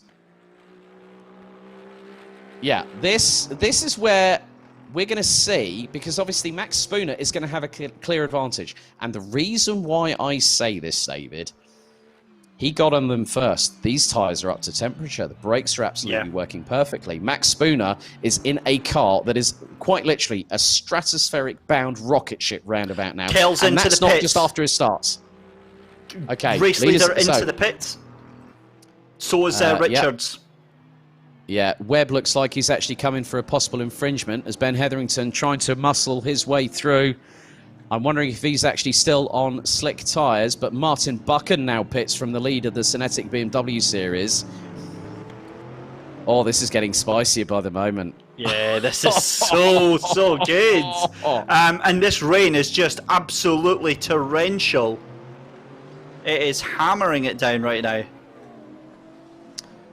Yeah, these drivers are going to be earning their stripes this evening. We've had absolutely no rain. We thought there was going to be some at Mount Fuji, and Montreal has delivered. I'll tell you what, Bobby Trundley's decided to crack on with another lap here. No way. Seriously? Now wait, hang on. Has Bobby Trundley been in the pits? Because it looks like he's got wet tyres on. He's been in the pits. Yeah, so he's got wet tyres on. But, I mean, look at fourth to seventh now, covered by just over 21 seconds. This... oh, mamma mia. This... Oh, we wanted a great race, and this rain has now just decided to throw the nth degree at it from every conceivable angle. Wow. I don't know if Race Control are able to get a replay from you for just a couple of corners ago, but Bobby Trundley had that McLaren sideways, absolutely pinned sideways. Well, if they say you're going to drive it, you're going to drive it like you stole it, and Bobby Trundley's very capable of doing that kind of thing. On a racetrack, of course. But Daniel Hyde now pits from 6th position. Max Spooner now up into 6th place. McGregor up to 7th. Webb, Hyde's teammate, now into 8th position. And yeah, this is where we're going to see the drivers that really... Hang on a second. Is it me? Bobby Trundley's catching Matt Richards of all people. I wanted to say that, but I mean the pace in which he's catching him is absolutely absurd. I mean, that gap was 4.5 seconds. It's now down to about a second and a half. Yeah. Wow. But, okay, here's a replay. Here's a replay. Oh my goodness. How to light the rear tyres up and keep it pinned sideways in the wet. Good old Bobby Trundley. We can always depend on you, mate. Sideways in a McLaren 720 GT3.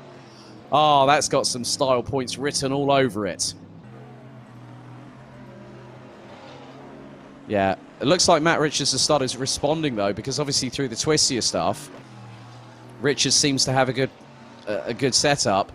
But then when they're coming out of the chicanes, David, as again he's sideways through that very same corner a lap later.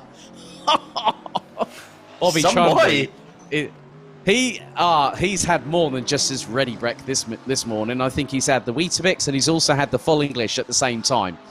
Good on you, Bobby. Go for it, mate. Let's see what you can do. As now that gap is just over 3 seconds. I'll tell you what, Alex, this is bringing me painful flashbacks of a couple of weeks ago in my Renault Wind. The track conditions here are almost monsoon-like. You can see the reflection on the track, so there's a lot of standing water here, and that gap between Dan Kell and Matt Richards starting to come down, and I wonder if Matt Richards is now just starting to light those tyres up. Yeah, if he's got them up to temperature, that car will be like a rocket ship. As for some reason... So, I think...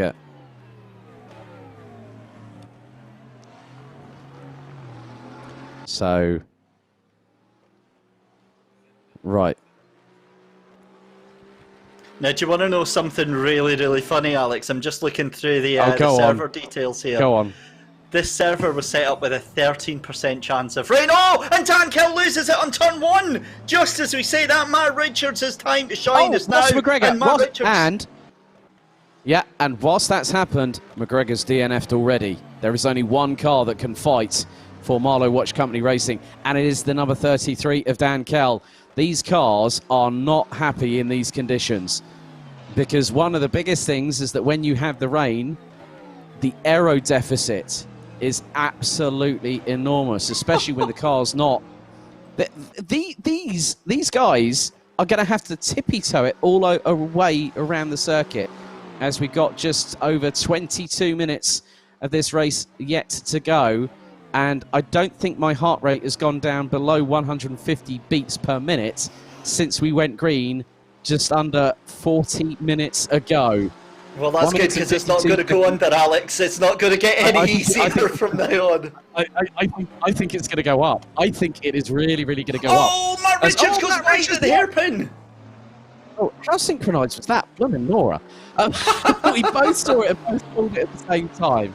Now that, ladies and gentlemen, is a perfectly timed comedy duo and also a good commentary pairing. But look at Richards. He's going towards the outside. Please, seriously, do not try and go around the outside towards the Wall of Champions unless you're going to power through. Richards has got past before they've even hit the first part of the chicane.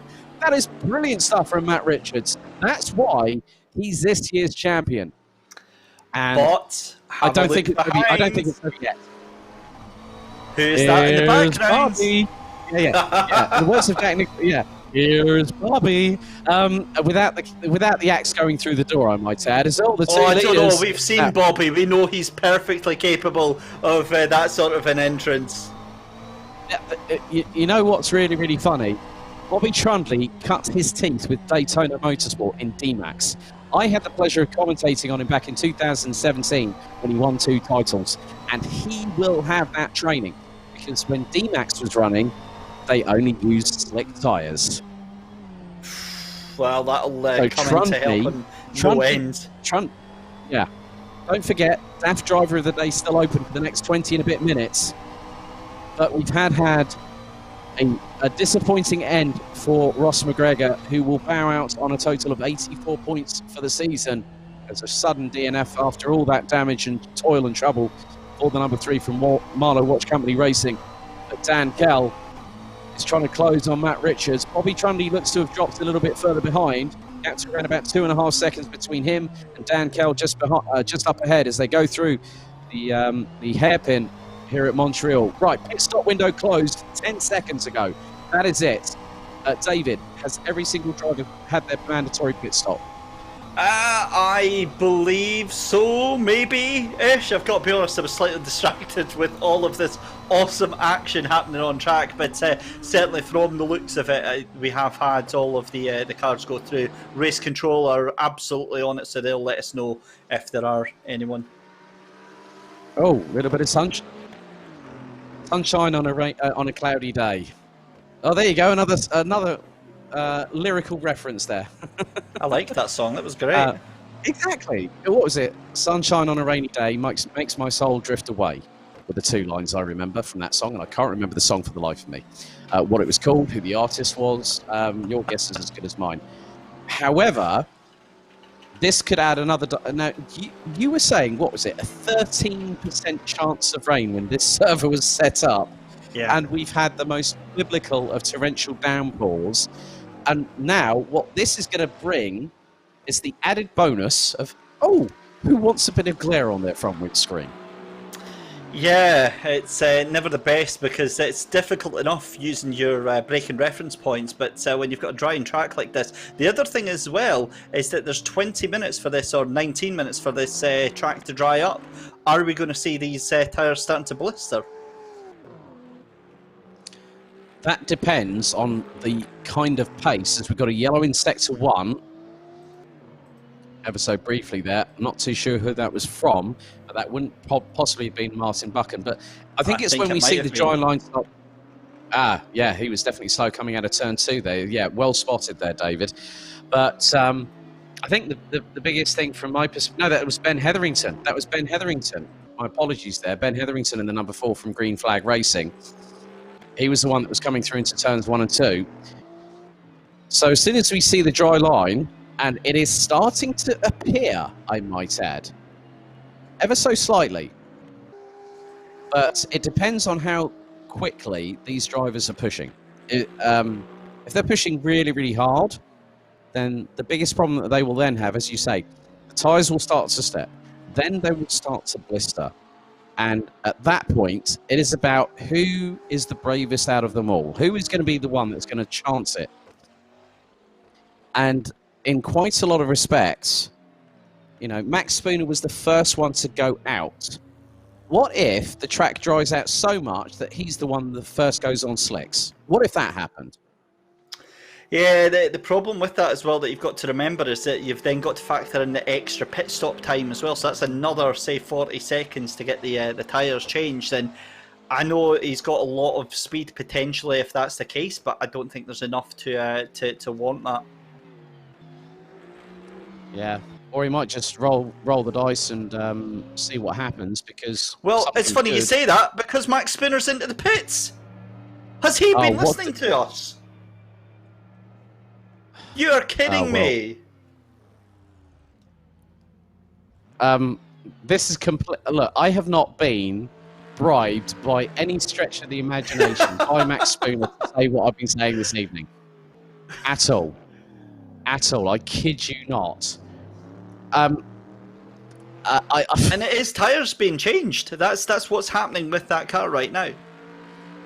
Yeah, because this is not a mandatory pit stop, and that's 24.5 now. He's going to struggle if that's the case.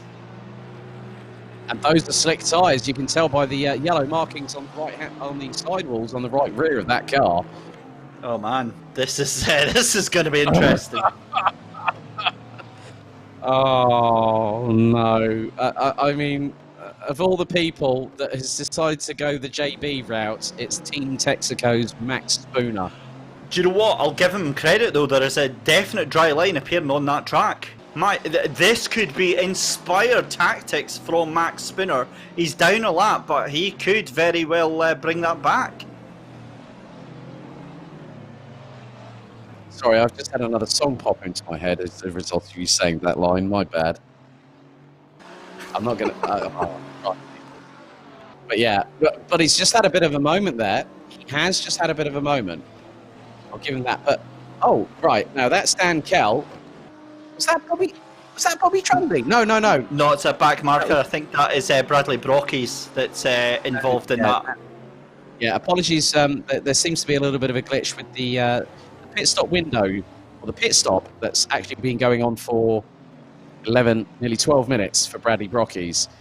But Max Spooner is only 4 seconds away. He's trying to get the power down, and the back end was starting to snake a little bit there. For those wondering, there is still time to vote for your DAF driver of the day. Email us. You've got just under 14 and a half minutes to do so. To eTeam BRIT at teambrit.co.uk. Voting closes when we hit 0 on the clock. Yeah, I mean, I wonder it because he saw, knew we were going to Canada, and then he said, "Well, if it rains, I'm going to put wets on. If it the sun starts shining." I can't even get my words out right at the moment. This is how captivating this race has been for just over 46 minutes, and we've still got 13 minutes and 44 seconds still left on the clock to go. Matt Richards. Go on, just say it. Yeah, I just think that he's done it too early. I think that the track wasn't ready for the gamble. It is a gamble worth taking, but I think he just needs to hang out, and he's the only one that's done it. So he's the only one that's going to be reaping the rewards of this right now if it can pay off. And he's only got another 10 minutes or so of track time left to make this work. Yeah, 13 minutes as Phil Webb goes very, very wide through the hairpin. Matt Richards will now try and put a lap down on the number 7 Cadan Casual Apex Corvette. And Phil Webb struggling. That Corvette, that is definitely tail happy. That is not a very happy looking in terms of the driving as... Oh, now was there a pedal rub between the pair? I thought there was a little bit of contact there. Well, that was a bit cheeky. That was a Senna versus Mansell, and Mansell was the back marker sort of situation there. But Matt Richards, he's now 3.2, well, nearly 3.3 seconds ahead of Dan Kell. Bobby Trundley still looking for a podium. There is Dan Kell. Now, the biggest thing is that what will Phil Webb do? He pulls to one side, and I think he's going to try and do the sportsmanlike thing. But the biggest problem is that when he's got a rooster tail the size of that, which is about twice the height of his car, he's not going to see, oh, Dan Kell gets sideways, putting the power down, trying to pass Phil Webb, going through that chicane. Right, okay. Right, Matt Richards here. Oh, how close was that? Oh, that was shaving that off with a cutthroat razor. Oh, my goodness me. That is the closest pass we've had all season. I don't know how that transpired. What? That about sums it up, really. I'm speechless. I might as well shut up for the next 12 minutes. Oh. Well, wonders never cease. Well, they haven't yet. We've only... Oh, now that was one of the... That was Daniel Hyde. Cars.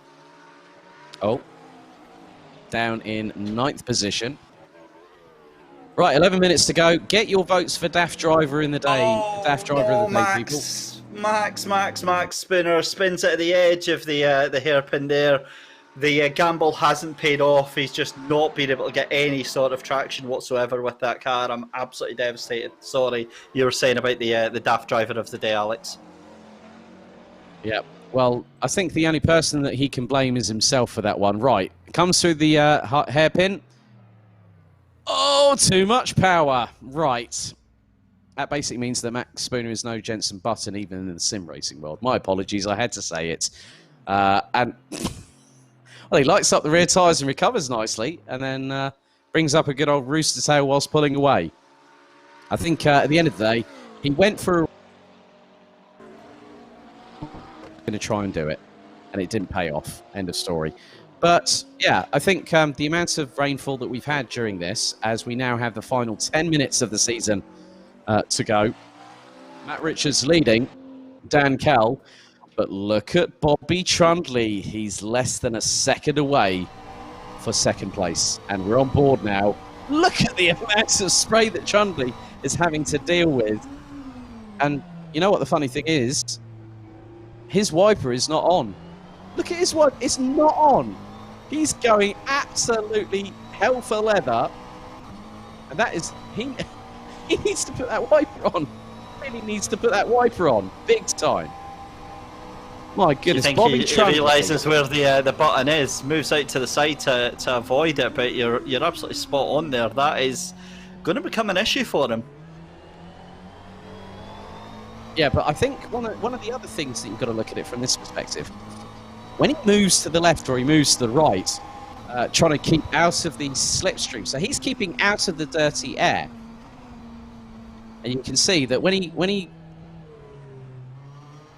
that's race director Anthony Jordan, who joins us for the final race of the season, has says that actually windscreen wipers takes engine power ever so slightly, which is why Trundley has gone for it. Ben Hetherington, now has just had a bit of a straight line moment, and reverses back out. Effectively, does the racing equivalent of a 3-point turn just then, going into the chicane, and the left rear decides to hop over the grass. But yeah, Bobby Trundley. Now, the thing is that Dan Kell isn't using his because he's there's 4.6 seconds between him and Bobby Trundley. So Trundley will use that as minimally, if not at all. And he's got 8 minutes to go. So even by compromising his visibility, the thing is that they will have practiced on this track and he will have gotten to know the subtle nuances of it. But in the wet, you've still got to have that fine balance between the slightest of touches and then the heaviest of touches. Because if you overcommit or overexert by the smallest fraction, David, you can really cause a problem for yourself. Yeah, you absolutely can. I think the thing as well is, Dan Kell has a huge moment going into the Wall of Champions. So does Bobby Trundley. The pair of them somehow survived that. My goodness me, my train of thought just completely distracted there. What is happening with these cars? They're all having so many issues so late on. Are the wet tyres starting to go away from them, Alex, or is the track getting greasier? I think it could be. Well, you've actually just mentioned two of the. You've got 2 of 4 contributing factors here. Because if drivers are in a battle, what's the first thing they're doing? They are pushing like crazy. And it's the physical and mental side that is wearing them down. As Matt Richards, he has a moment of his own trying to get past Ben Hetherington in the wet. It's not the guys in second and third that are having dramas. It's also the leader and also the inaugural champion. And I'm just gonna put this one out there, all right? Matt Richards, I'm wondering who's got the fastest lap of the race. If he's got the fastest lap of the race, that is a done deal. And that will put, oh my goodness me. If he wins, there's contact! Dan Kell taken out by Ben Hetherington on the exit of the hairpin. He was trying to get past the back marker there. The two of them collide, and that hands second place, would you believe it, to Bobby Trundley. Well, that's definitely me. Well, irrespective of how the result is right now, we are going to have, that has effectively decided our third and final. Okay, racing incident decided by race control as Kell was trying to go past. And he's gone, right, you can just see the back end starting to drift as he's trying to thread the eye of the needle between the wall and Ben Hetherington. And I don't know whether Ben Hetherington saw him. Because look how straight he is. Yeah. Dan Kell's gone for it. Dan Kell's gone for it. The thing I would say about that is that from watching Ben Hetherington every other race, Ben always, where he can, he'll actually move physically off the circuit to let a faster driver through. So, yeah, I think 100% that's what's happened, is the closing speed's just been too great, and Dan Kell's maybe misjudged it a little bit. Yeah, 5 minutes to go, and Matt Richards again. Now, what he needs to do is to keep it calm. Right, you got just under 5 minutes. That's like saying if you're going to take a bull into a china shop, isn't it, really? I'll just answer my own question with that one. Plank. Right, as I was saying, you've got 4 minutes and 44 seconds. All the 4. That's a bingo call, if ever there was one. Don't forget to put in your vote for Daft Driver of the Day. eTeam BRIT at teambrit.co.uk for your selected driver. We have had some votes come in. There is a leader at the moment. I will not tell you until the checkered flag has fallen. So at the moment, no casting votes will be required on this one.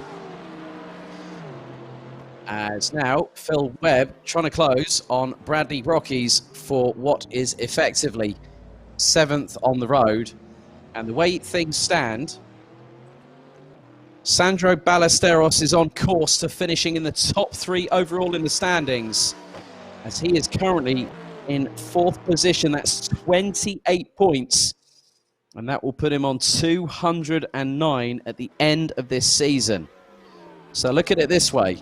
Matt Richards, will, if he scores a complete, a full clean sweep this week at Montreal, he will have 310 points because he get 35 for a win, 1 point for pole position. Oh, he didn't get pole position, no. So it'll be 309. My apologies there, because Ross McGregor took pole. No, it was Richards. It was Richards. It was Ross McGregor, but then Matt Richards actually took it at the dying moments, if memory serves me correctly. So effectively, what that means... my brain hurts. You're all right there, Alex. It's been a long day. Well, effectively, the Sancho Simsport, I'm not going to calculate the points. We'll officially release all the results on our relevant social media channels. Don't forget to follow eTeam BRIT at eTeam BRIT on Facebook, Twitter, Instagram. We're also on LinkedIn. You can also go to eteambrit.co.uk. That's our official website. As you can just see, look at that rooster tail coming off the back of Bobby Trundley's car. And Dan Kell, that is wild. Dan Kell is brakes absolutely red hot as well. It just shows how much he's pushing right now, and Matt Richards looks to have this one secure in the bag. We've just got a couple of minutes to go in the race. It's all about this battle between Bobby Trundley into the pits. What on earth? Right, now I'm wondering whether that was for track limits, because the software will automatically pin. Yeah, that's the only thing. Well, hang on, he stopped. Hang on tyres. Is it, or is he taking on fuel? Yeah, it's a stop-go penalty. That makes sense because Bobby Trundley went off at about 2 laps ago with Dan Kell. Bobby Trundley actually straight-lined that final chicane, so that could very well be where he's picked up the penalty for. But Alex, I don't know if you want to have a look at the race leader. Matt Richards in all sorts of problems. He's crossing all sorts of shapes with that car, just try to keep it in a straight line.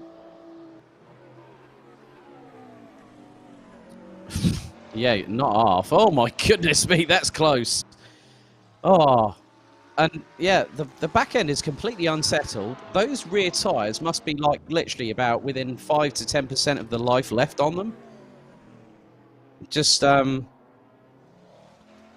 just see how he comes out of the hairpin. You can see that the back end was trying to step out to the left-hand side, because this time around, when he crosses the start-finish line, he will go onto the final lap of the race and of season 1.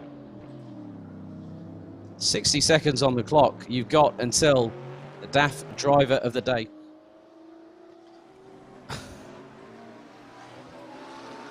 So did he chance it and go for dry tyres? I think he has. He put in chat, he actually wrote in chat, "I'm dry." So I wonder if he was letting people know. Whoa, he's got 2 wheels on the grass there. Oh my goodness me. Right. 30 seconds starts now for the last couple of votes for DAF Driver of the Day. And it can only be via email. Email us, eteambrit@teambrit.co.uk. We've had votes in already.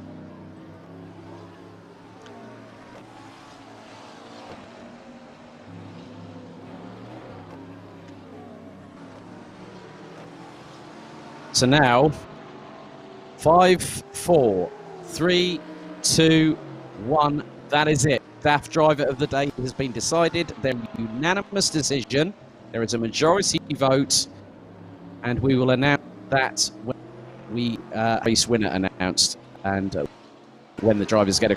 But Matt Richards, I've not because of the fact that I'm over in I'm remotely commentate Germany. Now I don't have my usual setup, but Matt Richards on dry tyres. Oh, that is a champion's drive as he poons it coming out sideways as the back end steers towards the left, coming out of the hairpin for the final time. Mamma mia. If that's a headline to strike on out with as the new champion, checkered flag waves. Martin Buchan takes a clean sweep, 8 from 8 here at Montreal. B. Diddy does it again, but Matt Richards will not only be confirmed fully as the GT3 champion, but Sancho Simsport secure the Kausha GT3 team's title, and with it, take 2 brand new Kausha K3 jet washers as a an SVG through the corners. And are we going to see some customary donuts like we did when he secured 1 title? But Dan Kell finishes in 2nd, and that still confirms that Marlow Watch Company Racing are the runners-up in the team's championship. Bobby Trundy, I've just been informed, has crashed at the final chicane. Let's see if we can get a replay. Not much left of his car. Certainly the rear wing is completely gone on that thing. Oh my goodness me. Now that's Sandro Ballesteros looks to have secured 3rd in the championship quite convincingly, having taken 4th place. Good recovery from Andy Tucker to finish in 5th ahead of Bradley Brockies. Phil looks like, yeah, I can hear the rev limiter being bounded off. Looks like Dan Kell's had a bit of a moment. Here's the replay coming into the final chicane. Bobby Trundley. Oh, that has really, really got us smart, that one. That car is spinning, and that's going to go front end in. Oh, left-hand side, the driver's side of the car, and he still hobbled it across the line to finish third. Whoa. And the donuts out in style for Matt Richards from Sancho Simsport, and they will go into season 2. I hope we do see a bigger offensive from Sancho Simsport for season 2, but Matt Richards will be able to run the number 1 next season. Max Spooner will finish in 8th ahead of Daniel Hyde, and Martin Buchan seals the deal. B. Diddy does it with 8 in the bag ahead of Louis Stewart, and Ben Hetherington rounding out the 3 that in the SYNETIQ BMW series. But with 60% of the votes, your DAF driver of the day is the bravest one of all, who took a risk. It didn't pay off. It goes to Team Texaco's Max Spooner. That's your driver of the day. I'm going to use some movie quotes to end that sort of part of the race. In the words of Austin Powers, and I'm spent. I'm sorry. I'm sorry. That is a wonderful thing for you to leave our viewers with. I know. No. I'm spent of energy. I'm completely spent of energy. That has been, you know, we had the dogfight between Butcher and Richards at Adria. We then had Raivio and Richards at Fuji. We then had Via, Raivio and Richards at Dubai. And then we just had the race that has completely turned everything upside down. Now had all 3 titles secured. I am at a loss for words now. Yeah, it's been a fantastic season. We've had everything. We've had the highs, the lows. We've had drama. We've had excitement. We've had controversy. We've had whinging. We've really had it all, and you know what? I've loved every single moment of it. I think it's been a fantastic effort from all the guys and girls behind the scenes to set this championship up, and it's been an absolute pleasure. We've been really, really treated tonight. Matt Richards, you know, held it to the end there. Dan Kell will be ruined what could have been, and Ross McGregor, I think, will be absolutely furious. Well, tonight makes Matt Richards a 4-time race winner, and he's getting another bottle, the final bottle of this year of Field London Dry Gin. He's won 4 races this season, half of it. And, well, you know what? We're going to wrap this up as quickly as possible. It's been one of those races that I will never forget for all the right reasons. And then I think you and I will both agree here, David, that I think we're pretty glad that it's now finally over and done with, because the heart rates and the adrenaline can stop going through the roof now. Well, talk about saving the best till last. We get to hear from Bobby Trundley again. I can see him over in the waiting room. So, yeah, that's made my night tonight. Yeah, okay, right. I'm going to head down to the interview booth, so I will be back with you. Well, I'll leave you to have a chat with our SYNETIQ BMW drivers for the final time. And I'll now head down and speak to some of our GT3 drivers. Excellent. Right. Firstly, Matt Richards, you're a 4-time eTeam BRIT GT3 Challenge race winner, and Sancho Simsport are now officially confirmed as the Kasia GT3 Teams Champions. Well done. Thank you very much. That was fun. Now, did you seriously go on dry tyres for the second half? You are a madman, my friend. No, impossible. I was very much on the wet tyres. I gave it a go though. Yeah, we know you did, Max. I was very much on the wet tyres. It was lucky that it started raining, to be honest, because the lap where it started raining, I was going to pit, and it would have been a slick tyre stop. So as soon as it started raining, I thought, I'll leave it a little bit, see what happens, just because in practice it was drying up a little bit quick. But it just started getting wetter and wetter, and it got to the point where it just wasn't possible on the on the softs. So yeah, really enjoyable race. Worrying issues at the start, but I suppose we can gloss over that. Was it the same pedal that had the issues as last time that I got the photo sent to me from? It was, yes. I thought as much. So the paddle started coming loose towards the end of qualifying, tightened it up, just about made it to the grid, and then coming around the formation lap, it came loose and was starting to slightly fall. So coming down the back straight, you could probably see me wiggling the steering to see if it was still wobbling. Just about managed to get it tight in the pit lane after pulling off and go from there, and just managed to push for the rest of the race. Luckily it stayed on. Yeah.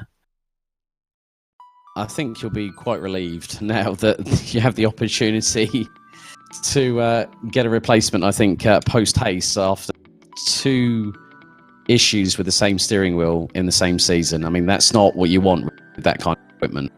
Yeah, I think I'll be doing something about it. We'll sort it out. Well, Matt, congratulations. So this season, you've won 4 bottles of Copperfield London Dry Gin with the win this evening. You've won a Jura toolkit, toolbox. You've won a Team BRIT Racing Academy Driver's Day behind the wheel of the SYNETIQ acquired BMW M240i that pushes out from the engine, from the crank, over 470 brake horsepower. That's a hell of a prize list, isn't it?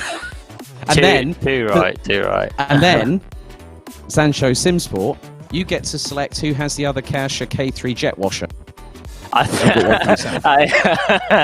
think there's going to be some conversations had after the race about that one, I can assure you there. I'm sure that there'll be probably plenty of people that will think they might be worthy, but then it's your decision, because let's look at it this way. You've been a one-man band.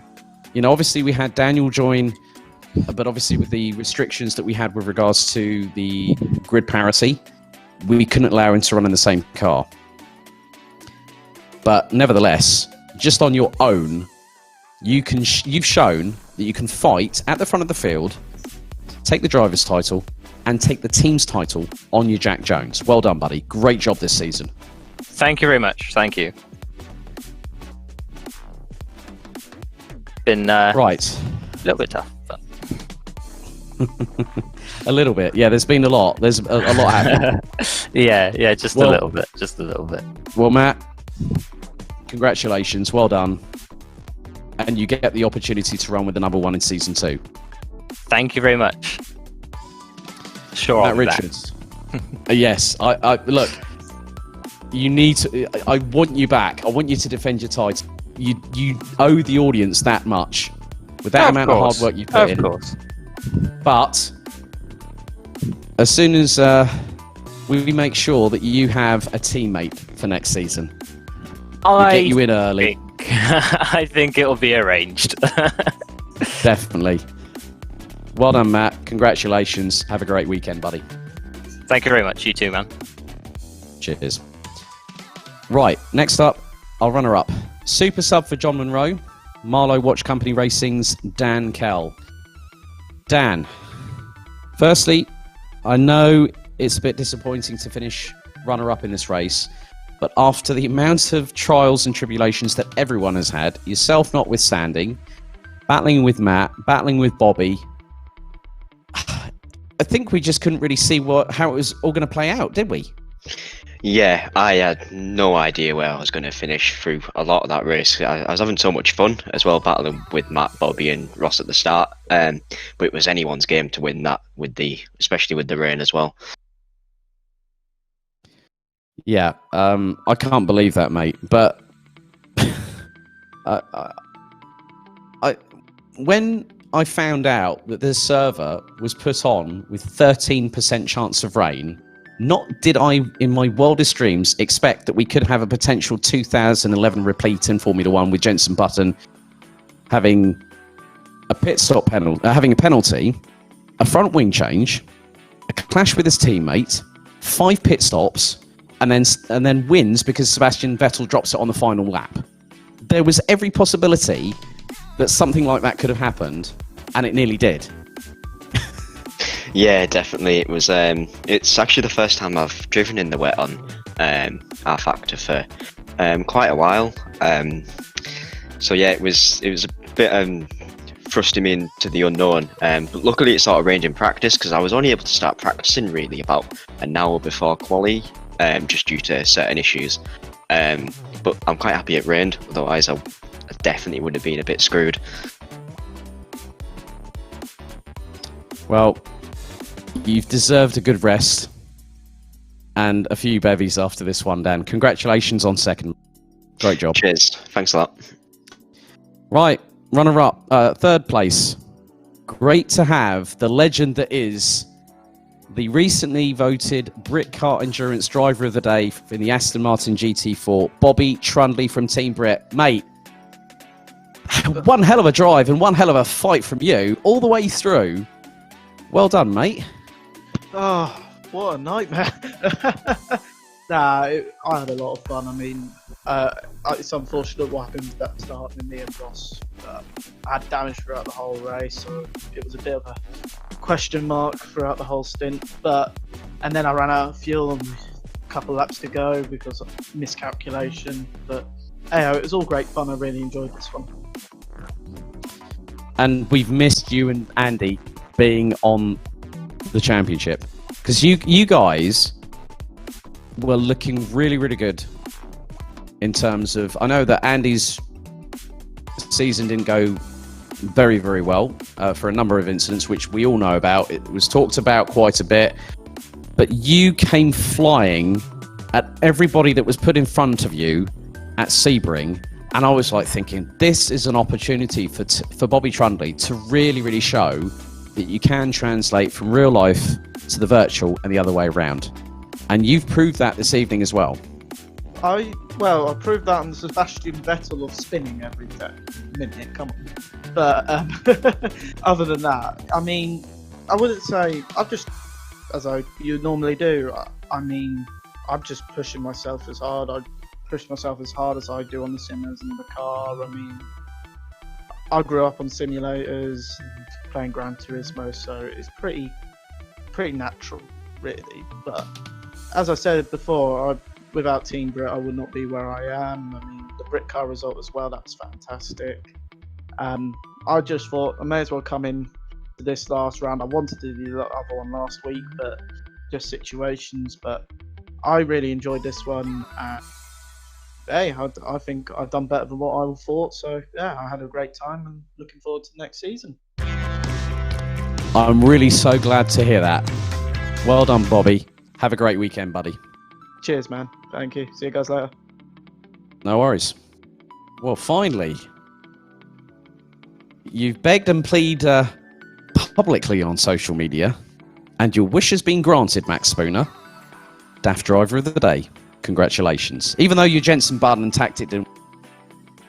Well, I had to give it a go, didn't I? I mean, I was down in sixth, and I was dropping back from the cars ahead. So I thought, well, you know, if I had nothing to lose, really, everything to gain. Yeah, I think probably went on half an hour too early.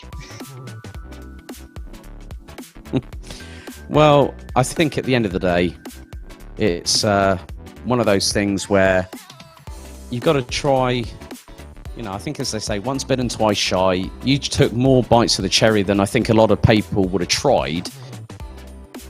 And you still gave it your best, mate. Yeah, and I think towards the end of the race, I had Bradley and I think it was one of the Caden Corvettes ahead, and my times towards the end were matching theirs. So I think the tyre was starting to come in, and I think it probably would have required probably another hour onto the race to really have made that strategy work, I think.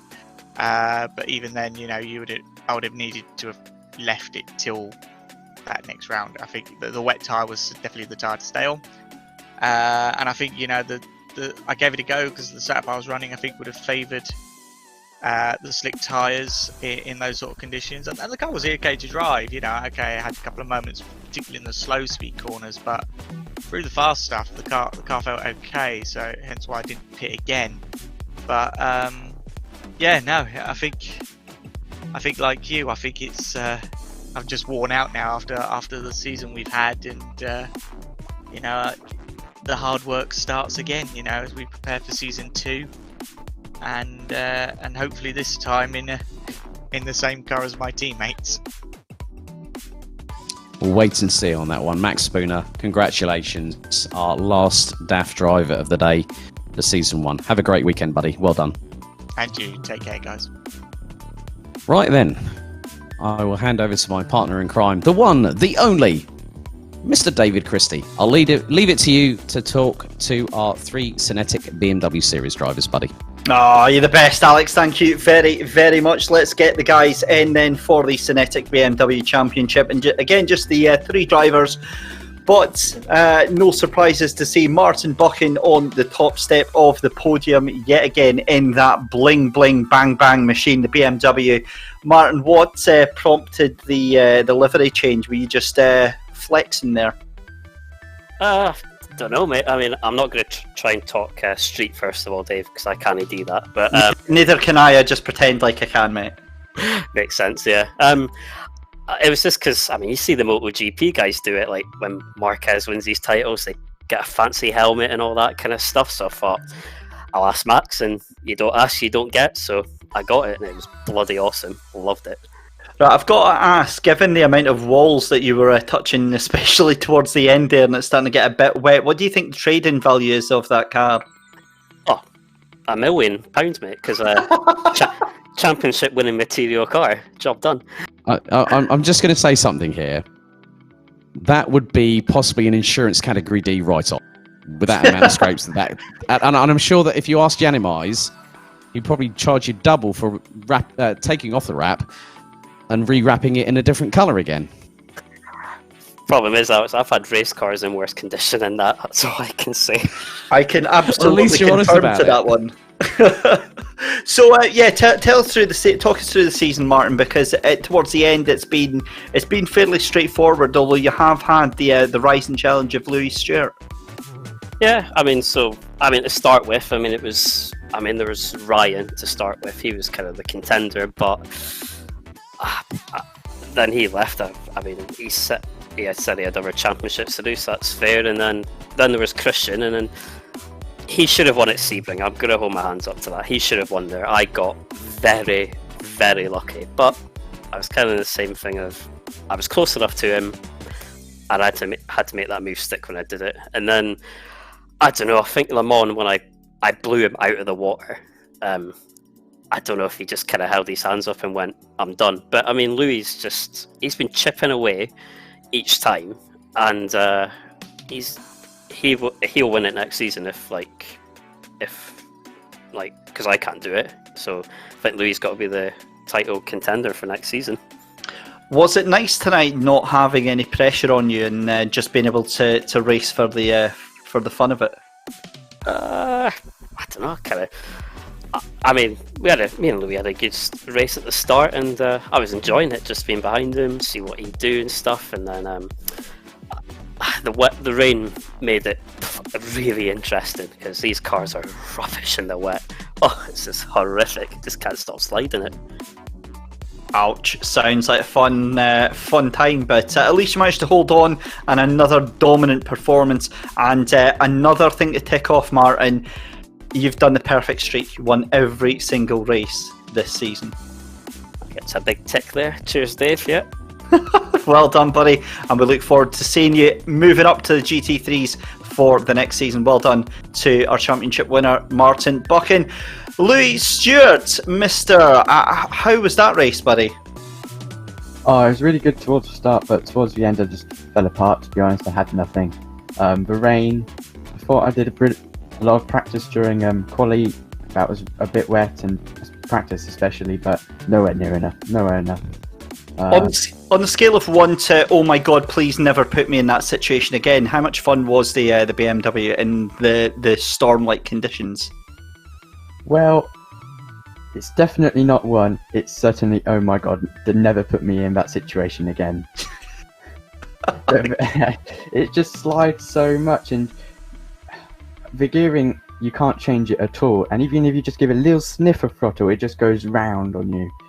There's no stopping it. So you've got to be so careful.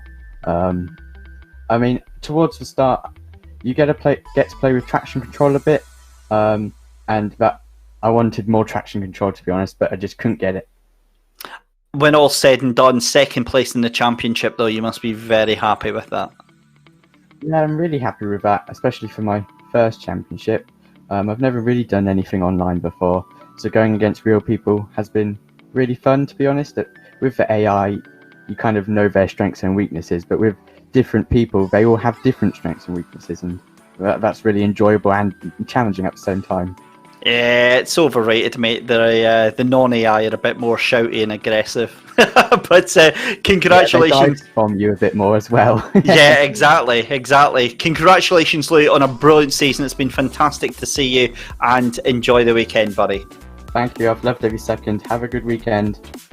Excellent, thank you very much. And then finally, but not least in any sense of the word whatsoever, probably one of the most accomplished development drives through the season, Ben Hetherington. Ben, congratulations, another third place, and you ended up just, about 8 points off of Louis Stewart to finish third in the championship. Yeah, I don't know to say really. I expected to be last in every race and finish in last place. Since it's my first championship, I'm using the controller as well. I wasn't really expecting much. Yeah, and I can understand why. I said this to Alex last time round. You had a really difficult start to your season. Rounds 1 and 2, you could tell you were really struggling to get to grips with the controller. But then you saw the times coming down, and you would be maybe 6 seconds a lap off the other contenders, and now you're only about 1.5 seconds to 2 seconds off of the pace. But it's about keeping it consistent, and more importantly, you've been able to keep it on the track and consistently lapping all throughout the season now. Yeah, it's been good fun. Are you going to be joining us definitely for season number 2, Ben? Yeah, I'll be there. Excellent, that's good stuff. We love to hear it, and we cannot wait to see you back in the SYNETIQ BMW Championship. Guys, thank you very much for your season. We'll leave you to enjoy the rest of your weekend. Thank you very much for joining us tonight. Alex, wow, that's it. Season 1 done and dusted already, buddy. That has been an amazing season. Well, there are a lot of thank yous to be made. A big thank you to all of you, first of all, for spending the time with us over the past 8 rounds. A big thank you to all our respective sponsors: BRIT Insurance, Versailles, Jura, Kausha, SYNETIQ, Texaco, and so many more. You all know who you are. We don't need to go through it because we also have VBox, amongst others. We have to thank the foresight and the leadership of our parent team, Team BRIT, who inspired through 3 simple words: believe and achieve. A big thank you to Dave Player for his belief in this project. A big thank you to Apex Sports Marketing's very own Mike Scudamore, and all the team that have been keeping themselves on tenterhooks the whole time whilst watching it. A big thank you to both Andy and Bobby from Team BRIT. Sandro and Bradley are 2 fully fledged members of eTeam BRIT joining us as well. As they say, absence makes the heart grow fonder. Season 2 is going to be bigger, bolder, brasher, and more exciting than before. We want to say a big thank you, and I stress this big time. But thank you to Kausha, a big thank you to Mike Yao and Simply Race. Their coverage since we all joined forces for the Team Brit Summer Series, which originally was going to be a weekly social, then turned out to being a fully fledged broadcast with myself being on commentary, then having David being a part of the driver roster and then joining us for our inaugural season. A big thank you, Mike. Your work has been exemplary, as it always has been over the past few rounds. A big thank you to Grant Lyman and Anthony Jordan, our two respective race directors. This is just the start of things to come. He's David Christie. I'm Alex Goldschmidt. This is the eTeam BRIT GT3 Challenge and the SYNETIQ BMW Series. The next apex is going to come rather rapidly and at such a pace that you won't believe what's in store. Thank you for watching. Have a great weekend. Stay safe and stay tuned for big news coming soon. Have a good one. Thanks for watching.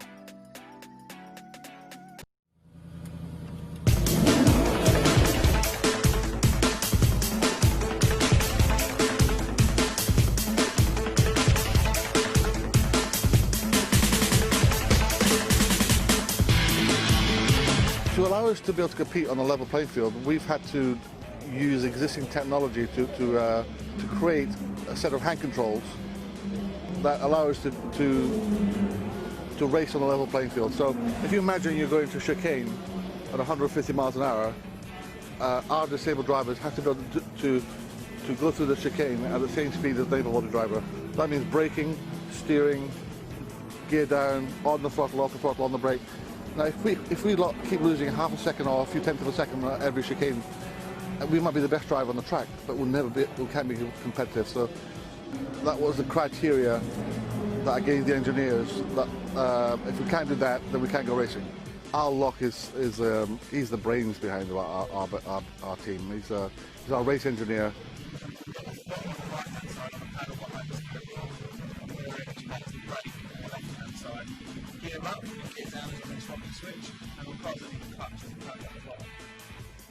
I tell him what I want and how I want it. He says it's not possible, and I know it's possible because I believe in Al. The cost of the hand controls varies from about £5,000 to about £7,500. That's because we've managed to find a manufacturer in Slovenia that does all this specialist engineering.